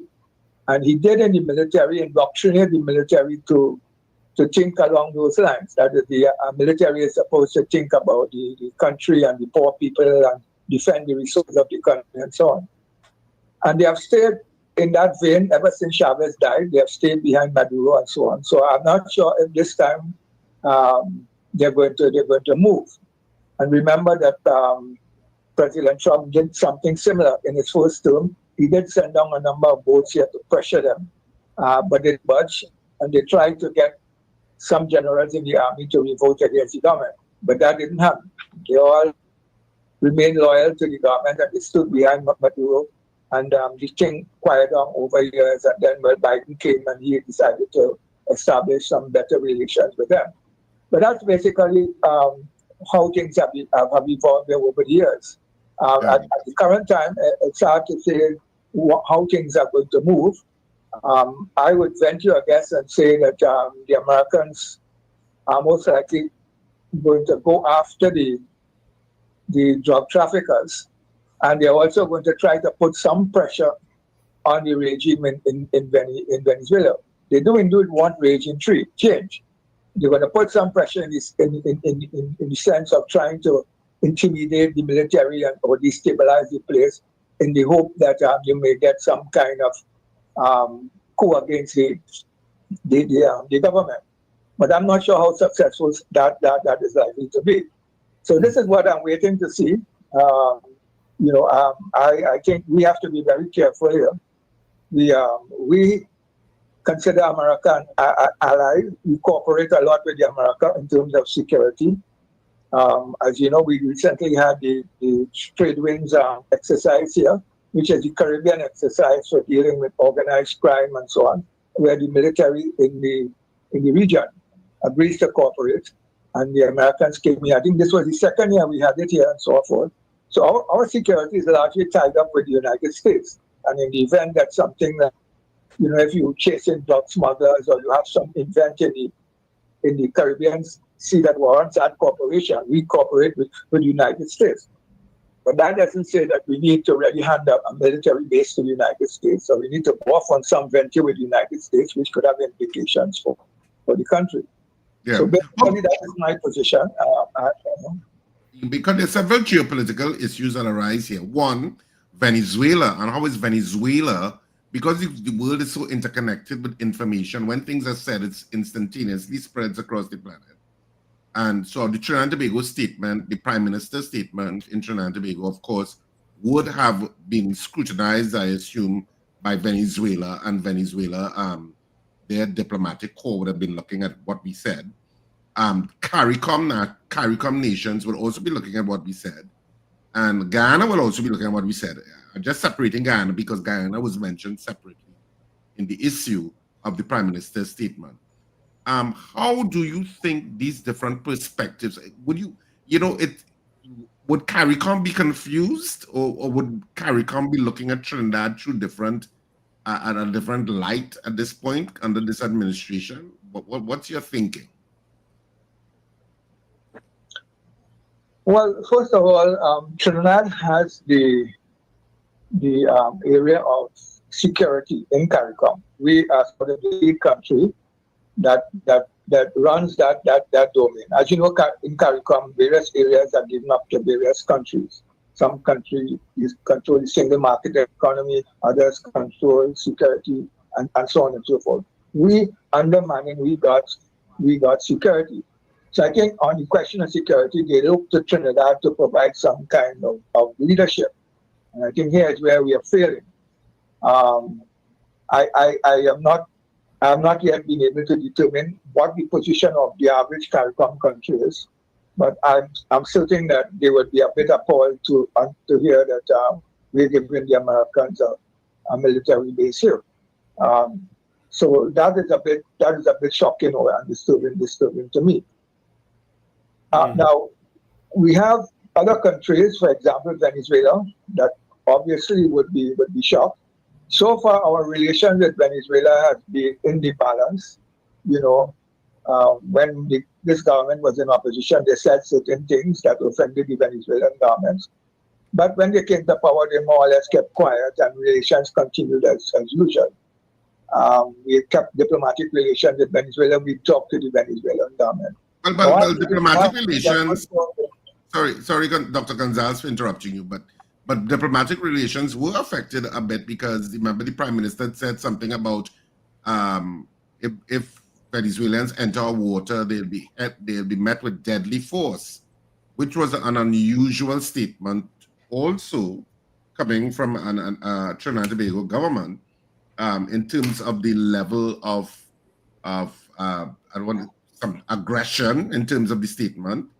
That it wasn't just smooth sailing. There was an effect because there was a to and froing back and forth between the Vice President of Venezuela and us.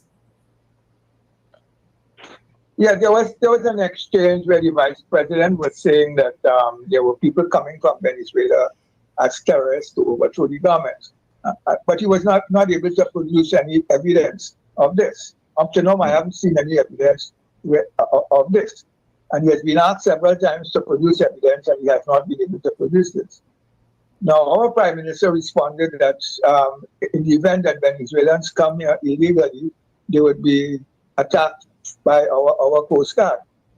Now, it was a bit of a strong statement, but it's nothing that would be that disruptive, because that is what you would do if Venezuelans illegally try to enter your country.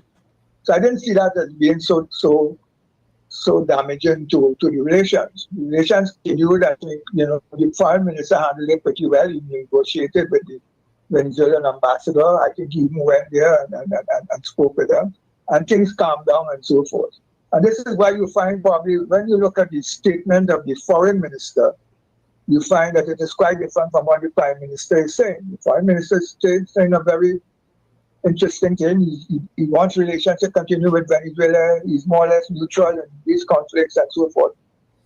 So I'm wondering, is there any proper coordination of foreign policy within the government? Because one party saying one thing and another party saying something else. I think that is dangerous, and one needs to iron that out if that is the case. So the point is that, let me say my position is that basically we need to maintain good relations with Venezuela, whoever is in power. Just as we did in the past, when the British was there, they had dictators there and so forth. But we decided, okay, we are a small country here. We want to have good relations with everybody, our neighbors and so forth. And so whoever came there, we dealt with. And that is how I think it should be. We can't challenge Venezuela on many things. And in addition, we need them to regulate a lot of things in the Gulf of Paria. We have to manage a Gulf which is riddled with contraband and illegal trafficking and human trafficking and gun running and all this sort of thing. We need to work with them, and the Coast Guard work with the Venezuela Guardia Nacional in order to try to control illegal movements in the Gulf and so forth. And we want to continue to have that kind of relationship with them. Do you think that relationship is threatened now by the statement of the Prime Minister? Well, the statement is a bit worrisome because, Prime Minister, when you say you're giving a military base to a country to attack another country, you automatically is going to become the enemy of that country. And the Venezuelans were concerned about it some days ago. As a matter of fact, when that talk about terrorism started, I think the concern of the Venezuelans was that we were offering Trinidad as a staging point to the Americans when we had the trade winds exercise here, and the Americans came here to all the other Caribbean. They were concerned about that because you see, Trinidad is to be a dangerous offshore island to Venezuela. If you go back in the history of Venezuela, you've had the War of Independence, and a significant part of the War of Independence was fought from these islands. You had groups that came here, even when the British were here, and they launched from here into Venezuela. So that has been the history, and they're always very concerned about it, that these offshore islands being used as a staging area to be launched against Venezuela. So we have to assure them that this is not the case, that the island would not be used as a staging point for the Americans to attack them. I'm not sure we are doing this properly. I think that's not concern. I can understand their concern, and that is where Cabello and a lot of them are coming from. They're trying to suggest to some extent that we are joining together with the Americans in order to attack them. So we have to, I think, to dispel that. We have to let it be known very clearly that Trinidad and Tobago is not siding on this particular matter, not taking a side on this particular matter. And to the extent that we do that, we could clarify things further with them. Now, I'm not sure, I haven't seen any clear reaction of the Venezuelans. I saw where I think Padrino Lopez, I think what his minister was, I'm not clear. The defense minister. Defense, all right. He was saying that he was lumping ExxonMobil in Trinidad with ExxonMobil in Guyana. But that is two different things. We can deal with ExxonMobil here as an independent country, and it has nothing to do with Guyana. They have problems with ExxonMobil going into the disputed area in Venezuela. As you know, ExxonMobil is in the Starboard Block in Guyana, and they're in the legitimate waters of Venezuela, of Guyana right now, where they're drilling. But the block extends also into the disputed territory. And whenever they go to do seismic surveys or drill there, the Venezuelan Navy comes in and stops them from any kind of activity in that disputed area. So they haven't been able to make any progress in that disputed area. So but do you think it's possible to extricate ourselves from this clearly tenuous situation as it is now? It is possible. I think we need to make the correct statements and send the right people to Caracas to discuss with Venezuela and let them know clearly what our position is. We haven't given a base as yet. We talk about in the event that Venezuela attacks Guyana, we will give a base to America. Yes, it's still a proposition. It's still something, but I think we need to backtrack on that and talk to them and make things much clearer. So, but clearly that's not one of the reasons why. Yeah, clearly that's not the reason why the U.S. would have sent ships into the Caribbean waters, because of an impending attack from Venezuela against Guyana. Well, the thing is that we don't know exactly what the Americans are doing. You look at, they haven't put out a clear statement. I was looking at some of the papers there and the websites and so forth. They have not put out a clear. They are leaving it deliberately vague. Now we know that they have problems with the Venezuelan government with respect to ExxonMobil in the disputed areas, because they probably would like to see ExxonMobil continue drilling in the disputed areas, but Venezuela is refusing it. I think they also back Guyana with respect to the Essequibo region. And they would probably, I don't know, I can't put my head on a block for this one, but I tend to feel they would support Guyana in the event that Guyana has a conflict with Venezuela over that. And yes, if it comes to a war or something. Now, would they go as far as intervening militarily and on Guyana's side and so on is another question. Some people say yes, some people say no. But some people say that Guyana would have to give them a military base in the Essequibo. And I think the president of Guyana seems to be suggesting this, that he's willing to give them a military base, which would help them defend the territory for Guyana. So all of these things are unclear. In addition to that, we have the problem of Maduro considered a dictator and they want to get rid of him and so forth. And he's not giving them, of course, the access to Venezuelan oil and gas. So they have problems there with Maduro as well. And we don't know. You have to be careful here because the American government is very transactional. They deal with dictators all over the world. And I don't know what the problems they're having in dealing with this one. So I tend to feel that they see the Russians and the Chinese gaining significant access to the Venezuelan oil and gas, and they probably want to stop. And that could be another reason why they want to get Maduro out. Two questions after you, Dr. Gonzalez. One of them being the issue of the Gulf of Paria. You said that, of course, there's a lot of illegal stuff taking place in the Gulf of Paria. You have a certain amount of piracy, you have a certain amount of human trafficking and stuff like that. Do you think then it's to Trinidad's benefit and it's a good decision if the U.S. has warships staged in the Gulf of Paria? Do you think that's a plus for Trinidad? I don't think so. I remember that if the Americans come into this country, they're going to station thousands of troops on our soil here. Now, if you remember, I remember as a child. I was born in 1943, and by the time I was 4 or 5, I was accustomed to seeing the American sailors on the streets. And they're fighting with the locals here. The locals pelting bottle and stone behind them, and all this kind of confusion that went on here. The famous Gaza Strip, all up in Belmont and in St. James, the wars that went on here with them. I don't think we want to go back to that. We can use some help from the Americans. I'm not saying we cannot use some help, but that could be on a call basis. We have a problem and you have drug traffickers in the Gulf here. We can't suppress them here with our Coast Guard. Then we call them in and they would come in and they help us and they go back out. So I am not in favor of having them stationed here permanently. I think you're courting danger when you get involved in something like that.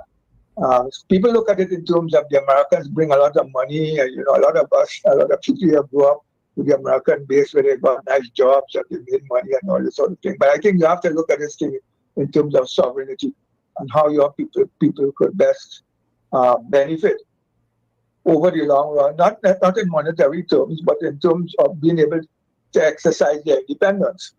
So I tend to look at it a bit different, So The second question I have for you, Dr. Gonzalez, is related to the issue of Venezuelan oil and gas, which of course are the largest reserves in the planet, and the issue of BRICS, and whether it is that, I don't know if you have looked at it, whether BRICS was in fact courting Venezuela to be part of the group, and that it would have been transactional with Russia and China and Brazil, etc., in terms of BRICS, and South Africa to start trading with Venezuelan oil, and Venezuelan oil and gas as a commodity without the use of the US dollar, because of course they're trying to form their own currency, interactions outside of the US dollar. Well, do you think that had a part to play in it? Because I saw a video that seemed to suggest that. What's your take? Well, obviously the Venezuelans would be attracted to BRICS because they're in conflict with the United States.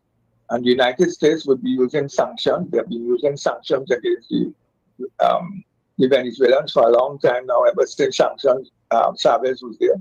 These sanctions have only intensified over the years. And one of the major areas of sanctions is the use of the US dollar. Once you use US dollar, these sanctions could be very powerful on your country. And that is why a lot of those countries in BRICS are trying to get away from the use of the US dollar. I see and lots of countries, and a matter of fact, I think they're probably, how many now? They're probably over about 40-something or 50-something, are looking to join BRICS and enter into some kind of different payment system where they could get around the use of the US dollar. So Venezuela naturally is part of that. They've been subject to a lot of sanctions and so on. And they're trying to find a way together with Russia, China, Iran, and some others to escape this kind of control by the United States. So I see no difficulty with them. They're working in the BRICS. Once you decide to go against the United States, you have to look for friends outside. And so far, Russia and China have assisted Venezuela quite a lot. As a matter of fact, China has gotten a considerable amount of oil in Venezuela. They own quite a number of the fields, particularly in the eastern part here, the heavy oil fields and so on. Russia has also gotten quite a bit. And they have quite a stake in Venezuela. Even reading the Chinese say they are prepared to come to the assistance of Venezuela if the Americans would attack them. I don't think they mean that in a military sense, because that will be too dangerous, but they will be prepared to come to their assistance in terms of equipment, in terms of supplies and other things, diplomatically and so forth. So where is India? Where is India in all of this, though? Where is India in all of this? India is a member of yes, India is a member of BRICS. India has sort of tried to stay out of the fray. India buys oil, I think, from Venezuela, as they do from and for them they don't get too involved with political issues. India sort of stays out. They are not in any way committed to Venezuela in terms of supplying arms and equipment as the Russians and the Chinese. So in that sense, they're like a kind of neutral third party that is trying to steer clear of both sides. This is what India has been doing. Now I see the Americans are coming down on them, insisting that they cannot buy Russian oil and they have to decide one way or the other. I don't know how they're going to react to that. I don't think they can mediate because the Indian economy is pretty strong and they're going to stand up against it to you. So I don't know how far Trump is going to go with that. He obviously hasn't been getting anywhere with it with the Chinese and even with the Brazilians. They are very firm on this. And let me say that, for instance, in Latin America, you have a large number of left-wing governments who are going to Venezuela. Who may not, some of them, they may not like Maduro, but they do not want to see military invasion of the country. So they will strongly back Venezuela, even though they may have problems, as I said, with Maduro. So that's another thing. This is something you didn't have years ago, where most of the countries in Latin America tended to be right-wing. But now a number of them are swing. You have Colombia, Brazil, and so on. Argentina is a bit to the right, but lots of the others are somewhere on the left, all in Central America and so on. They will take Mexico, for example, with Venezuela and support Venezuela and so on. So this is not the time. This is not an era like you had years ago, where people would back America, or America had a lot of support for an invasion. And by the way, an invasion today of a country like Venezuela is not like it was years ago. Today, if you want to take Venezuela, you have to probably put about 500,000 boots on the ground, and you have to occupy the country. And even so, I'm not sure how long you could hold it. If the Venezuelans decide to fight you, as I think they would, they have been training a lot in what you call asymmetric warfare. The Iranians have been training them a lot to do this. You're going to put up a resistance. And you see, he talks about the 4 million militia. These are people who they're going to fight a kind of guerrilla, semi-guerrilla warfare, and they're going to be on you every day. So every day pass, you lose about 10 people, you lose 5 people today, 10 tomorrow, 15 the other day. Then you look around, you find thousands of your people getting killed. As the Israelis discovered when you went into Lebanon. You can take a country militarily because you have a massive force and you walk into Caracas and you walk there. But to hold it down is a problem.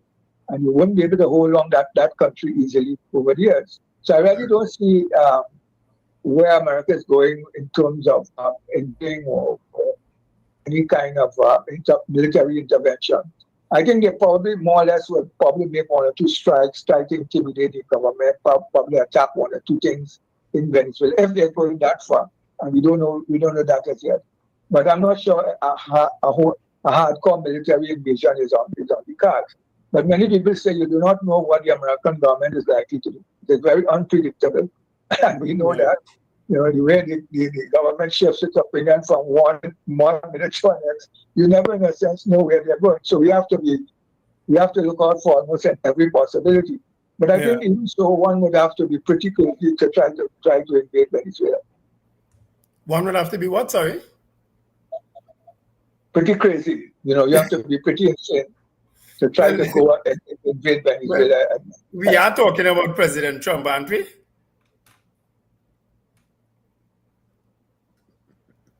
If we are talking about President Trump? Yes, and we speaking up because you said one would have to be crazy to invade Venezuela. Yeah. And we are. Well, we don't. As I said, we can't predict what President Trump is likely to do. I mean, you just look at what he has done over the time he has been there, and you begin to see a kind of,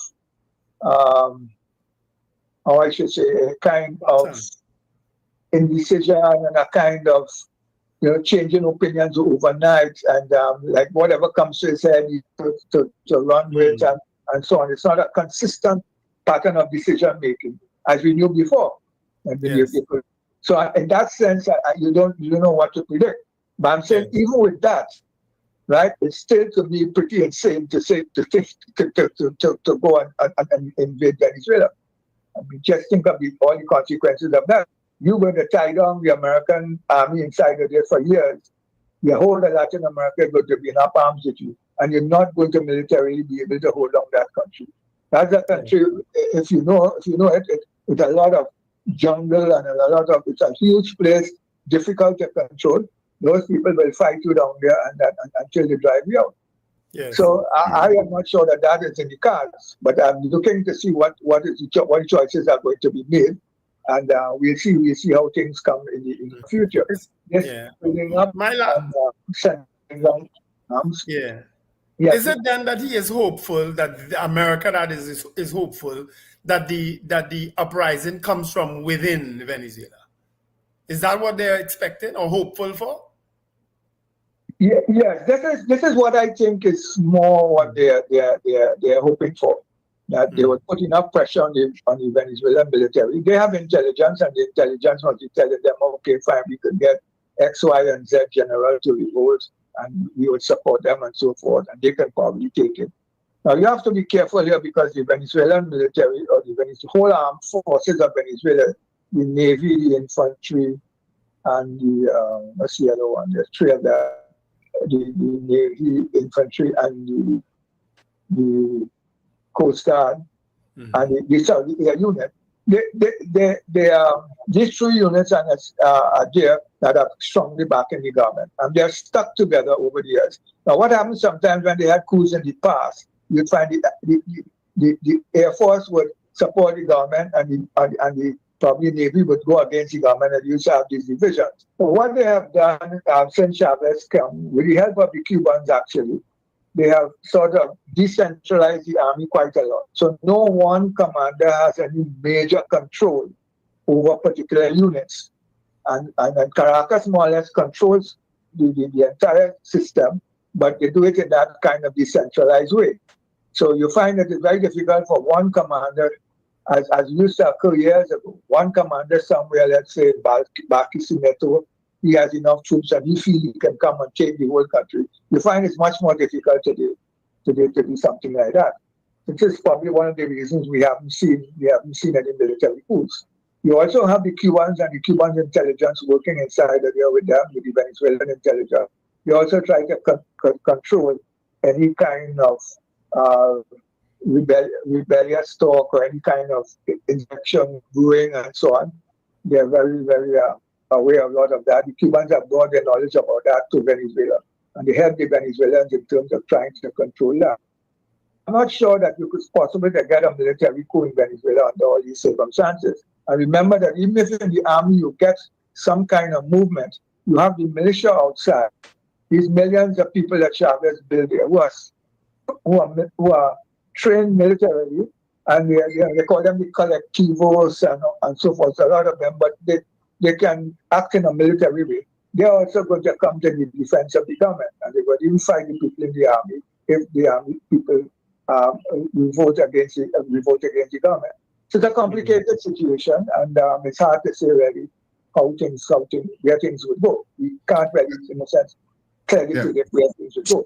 And you can see Dr. Gonzalez, I know Dr. Gonzalez, I know the interview is coming to a close, but I wanted to bring in the issue of Tren de Aragua and whether they factored in as a growing threat in Latin America and the United States, and I assume they're even in Trinidad and up the Caribbean.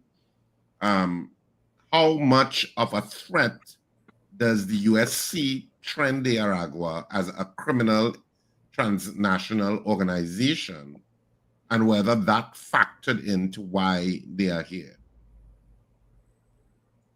Yeah, the American government did indicate that Tren de Aragua is a criminal organization. As a matter of fact, they went as far as designating it as a terrorist organization, which allowed them to take measures they would take against terrorist organizations. And they tried to extradite, they got rid of the Tren de Aragua people in the United States. I think they deported some of them. I think the Venezuelan government took some of them, but the Venezuelan government was giving some problems to take back a lot of the Americans. And this is another issue in this conflict that we haven't spoken about. I think the Americans want the Venezuelans to take back a lot of their nationals who are in the United States. And I think the Venezuelans may be given some problem here. They have taken some, but apparently they don't want to take all of them. But Trinidad is a problem, and we know them in Venezuela. We know them up in the United States and so forth. And the American government is trying to get rid of them in the United States and trying to send them back to Venezuela or to some other place. Now, obviously, to the extent that Trinidad is involved in as a drug cartel and shipping fentanyl and cocaine and so forth, then the American government is going to go after them. So that is part of the exercise, I think. They're probably looking at where Nicaragua is in Venezuela, what they're doing, are they operating ships or submarines, to send coke up to the United States, and how they can stop these ships. So that is obviously part of it. I can't say to how big a part of it is as compared to all that we have on the table here. And we have quite a lot on the table here. As I said, all this confusion is coming because the government is not saying precisely what it intends to do. And they're having us guessing. And that will only become clearer in the next few days. And when they decide to take action on certain things, we'll see basically where they're going. And we could then decide really how to adjust. And so far, it is very, very unclear. And, that is deliberate. It's deliberate ambiguity to sort of confuse your enemies and so forth. And we are only allowed to guess and speculate as we're doing here. Yeah. Basically, that is how I see things. Yeah. All right, Dr. Gonzalez, thanks so much for joining us this morning. We appreciate the conversation. And of course, I'm sure we'd like to have you back at certain points as this situation unfolds to discuss further from your expertise where you think it's going. Yeah, no problem. Yes. Okay, all the best. Thank you very much, Dr. Gonzalez. Yeah. I know we would have wanted to take some calls, but I know that we were time was upon us and we had to get into news. So yeah. All right. So that's why we couldn't take some calls. But we'll see if we can squeeze in a few calls before we end, in case you have any opinions on it. And we'll get into news now. Well, the chat was pretty lively. So. Well, let's get into news, and when we come back, we'll see if we can squeeze in a few calls.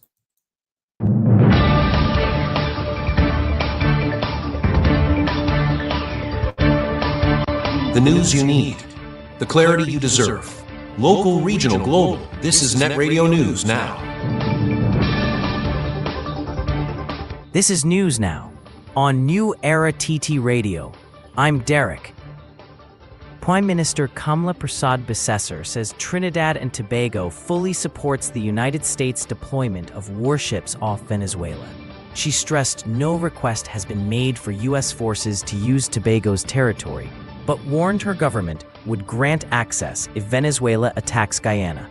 Persad-Bissessar said small island states cannot fight drug cartels alone and welcomed American assets to target transnational crime. She rejected criticism that the Caribbean is a zone of peace, pointing instead to record murders and gang violence.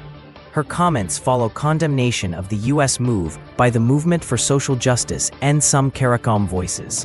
But Persad-Bissessar said each nation must decide for itself. Meanwhile, 3 U.S. destroyers carrying more than 4,000 service members are moving towards Venezuela. President Maduro has vowed to respond by mobilizing 4 million militia fighters. United States Vice President J.D. Vance's comparison of Washington, D.C.'s crime levels with Trinidad and Tobago's implies the U.S. doubts the government's ability to address crime effectively. This view was expressed yesterday by former minister in the Ministry of National Security, Keith Scotland, during a back-to-school drive at his constituency office on Piccadilly Street, Port of Spain. He said, "This is the Vice President speaking about the country. The UNC cannot put this at the feet of the PNM. You are now in charge, and this is what the US Vice President is saying, and the response is inadequate. I am of the opinion that the US Vice President knows, as we know already, that they don't have the wherewithal."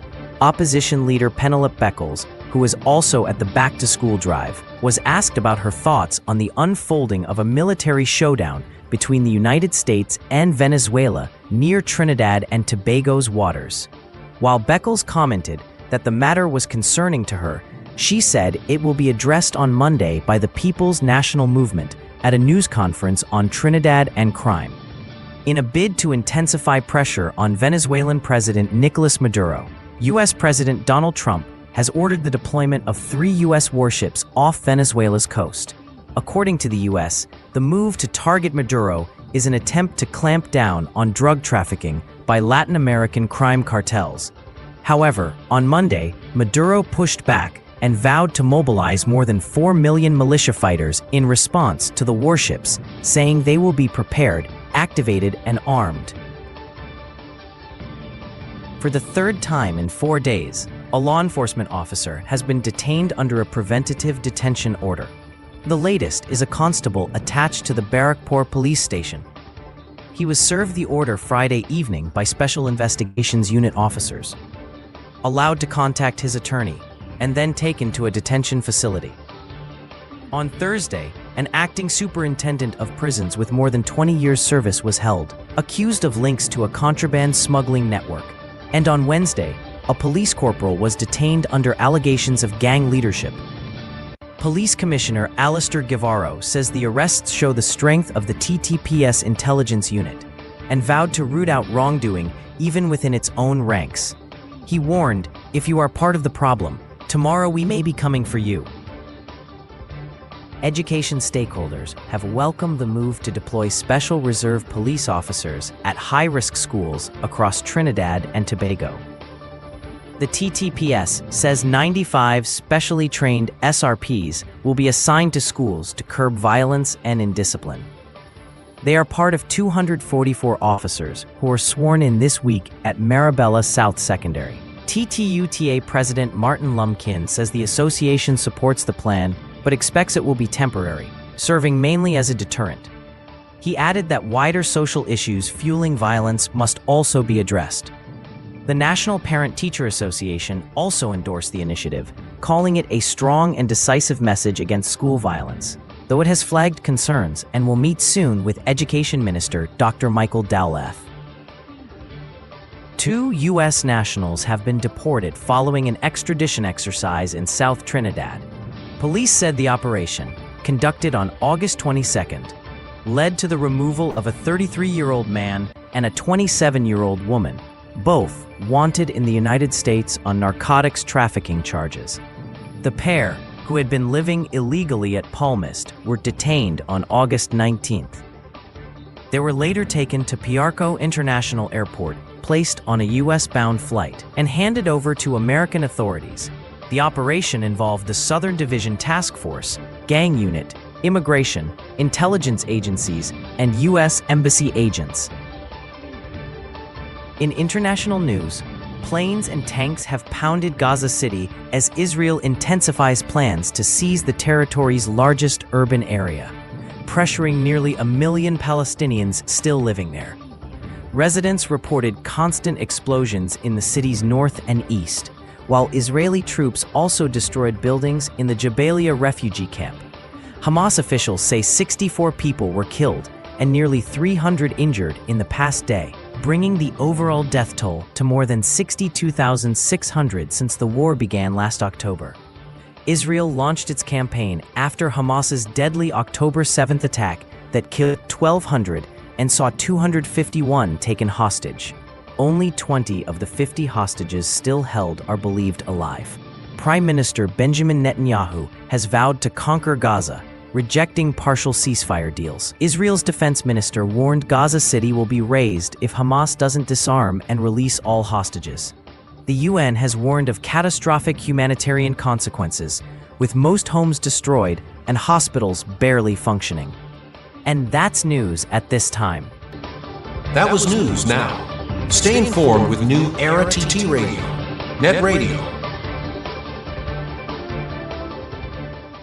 Charmflair Auto Services Limited, your one-stop auto repair shop, located at number 1 Industrial Lane, Charmflair, right opposite the brewery on the Eastern Main Road. Yes, we do it all. Repairs to all makes and models, from your everyday sedan to SUVs, light trucks, pickups, and panel vans. We're also the sole distributors of Davanti tires, certified VTS inspection station, plus a wide range of services: oil change, front end and suspension repairs, tune-ups, tire alignment, batteries, electrical work, radiator and cooling system, AC repairs, and accessories galore. We offer pickup and drop-off service too. Call us today at 662-6545 or 662-6572. Follow us on Instagram and Facebook. Charmflair Auto Services Limited, number 1 Industrial Lane, Charmflair. We do it all.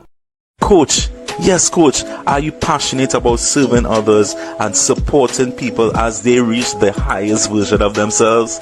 My name is Jesse McBarrow, and I've been able to earn a living as a life coach serving people all around the world, and so can you. Are you ready to be internationally certified? Enroll today for this program and learn everything that you need to know about being a professional life coach. Listen, there are payment plans available as well too, so see you in class. For registration, contact the Institute of Health and Fitness at 336-4935.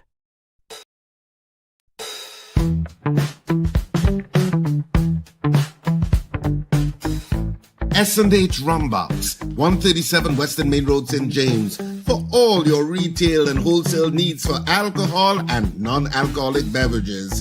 Call us at 686-0599 or visit us at 137 Western Main Road, St. James. S&H Rumbox, drinking out of the box.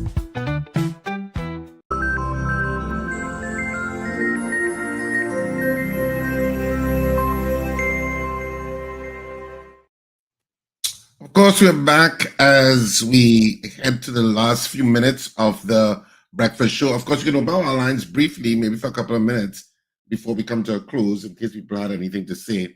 Yeah. So 281-1315, 281-1315. Of course, you'll have to call. Let's go there 110. All right. Good morning, caller. Good morning, Sir Charles. Morning. Wendell, Richard. Good morning. Morning. People in this Trinidad and Tobago, we have too much of a carnival mentality. Everything is fed. They're not studying what is going on around us. You see what the Prime Minister said, and that stance that the America taking outside Venezuela, that is very concerning, and it is very serious. Because we here, she display a clear view that Trinidad and Tobago is supporting what is going on there. I'm not supporting it because that is like courting war on our doorsteps. And people have to realize we in this little twin island state here, we will be collateral damage. You give, it's a big nation. You talking about fight, looking to square off out there. You know, you're trying to put yourself in the middle, and you don't want to talk to the other CARICOM leaders. This is madness taking place here. These people better get serious and realize what they're doing. Okay. Because I am terribly, terribly concerned. Yeah, thanks very much, Zeno. You're making lifetime decisions for short-term gain. Final call, guys. Yeah. Good morning, Captain Ron. Gentlemen, good morning. Morning. Thanks for taking the call. Listen, first of all, I want to, it's a shame that certain people have this dogmatic attitude towards America that they feel that everything the United States do, they're correct. For the gentleman who writing all those crazy texts and online to the station, and the other one who called, whatever his Mr. Billy, let me tell you all something, right? Do not be fooled for 1 minute and feel that America it has facts about this man in Venezuela doing drugs and stuff like that. If Venezuela has a problem with its people, let their people solve it. That's not America's business. That what they're trying to do here is go down there, and we need oil, and they want to take over the oil. Venezuela is the biggest place, produce the most oil in the world. Anybody from anywhere in Trinidad will know that. We're so close. Stop taking this dogmatic attitude that because it's the United States that everything they do is correct. This is the biggest corrupt country in the world. Look who's running president. Look who's president in the White House. All right, Captain Ron, thanks much. All right. Yeah. You know, you remember the words of the Prime Minister when she, in her first iteration, that the war on drugs is not on the sea, is on land? Remember? Well, that's suddenly changed. That suddenly changed. You know, as I say, this place, TNT, is tiring me out. You know, I mean, whatever happens, happens. I mean, I've reached this stage in my life that I'm contented, and whatever happens, happens. You know, I just, you know, my children and grandchildren, hopefully they will get out of here in time and find solace somewhere else. You know what I mean? Because if Wendell, the strange thing is the rest of the world is becoming more and more confused too. It's not. Yeah, no, I ain't saying no to that. It's not a Tobago issue, no. No, it's not. It's not, because if we are okay with what we are inviting into our space, into our hemisphere, if people are okay with that for the sake of politics, because that is my government, I back in she, I yellow.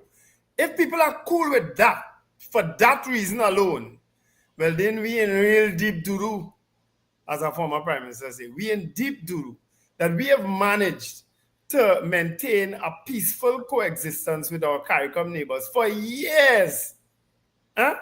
Always one, always moving as one.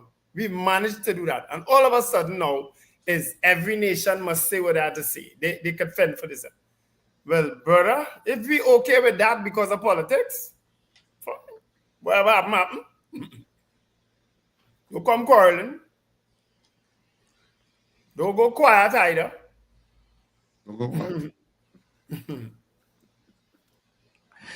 All right, so that's where you're going to leave it for this morning? Yeah, that's where we're going to leave it. Who's our guest tomorrow again?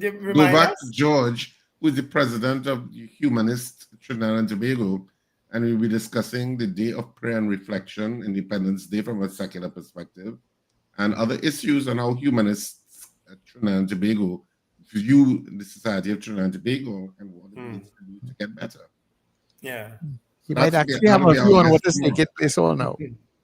What's that? He might also have a view on what took place over the weekend with all these statements and everything. Yeah.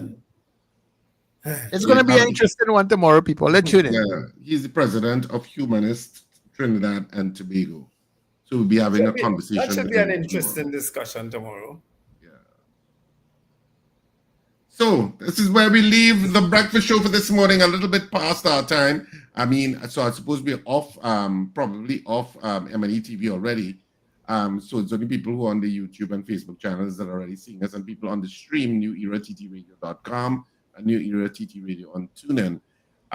This is where we end the breakfast show for this morning. Hope you have a fantastic day, whatever you do. Of course, theater is coming up next weekend, not this weekend. The following weekend, the 6th and 7th of September, you don't leave foul to watch corn. We'll be at Naparima Bowl on Saturday at 8:30 and Sunday at 6:30 on the 6th and 7th of September. You should not miss it. You can check RSRR Productions Theater page for all of the information, including how to purchase tickets online. Tickets are already on sale at K Squared Fashions at C3 Center and Brentwood Mall, as well as Friends of Marabella by the Roundabout. You can get tickets already, and they're already on sale and selling. So get your tickets early. We're going to have a fantastic time in South next weekend. Have a great day. Remember to smile and laugh. It's great for your health. Oh, yes. Folks, have an absolutely wonderful day. Remember, one life. No, I'm going back. I think I need to go back to let go and let God, yes? Let go and let God. Oh, I thought you were going to have a 10-minute debate because you don't have it with a black. No, I was debating with myself. Okay, yeah. Anyway, this has been The Breakfast Show. Speak to you bright and early tomorrow morning. Yeah, yeah, yeah, yeah, yeah, yeah, yeah. Yeah, yeah, yeah, yeah, yeah, yeah. Wake up, it's a brand new dawn. The Breakfast Show got the vibes turned.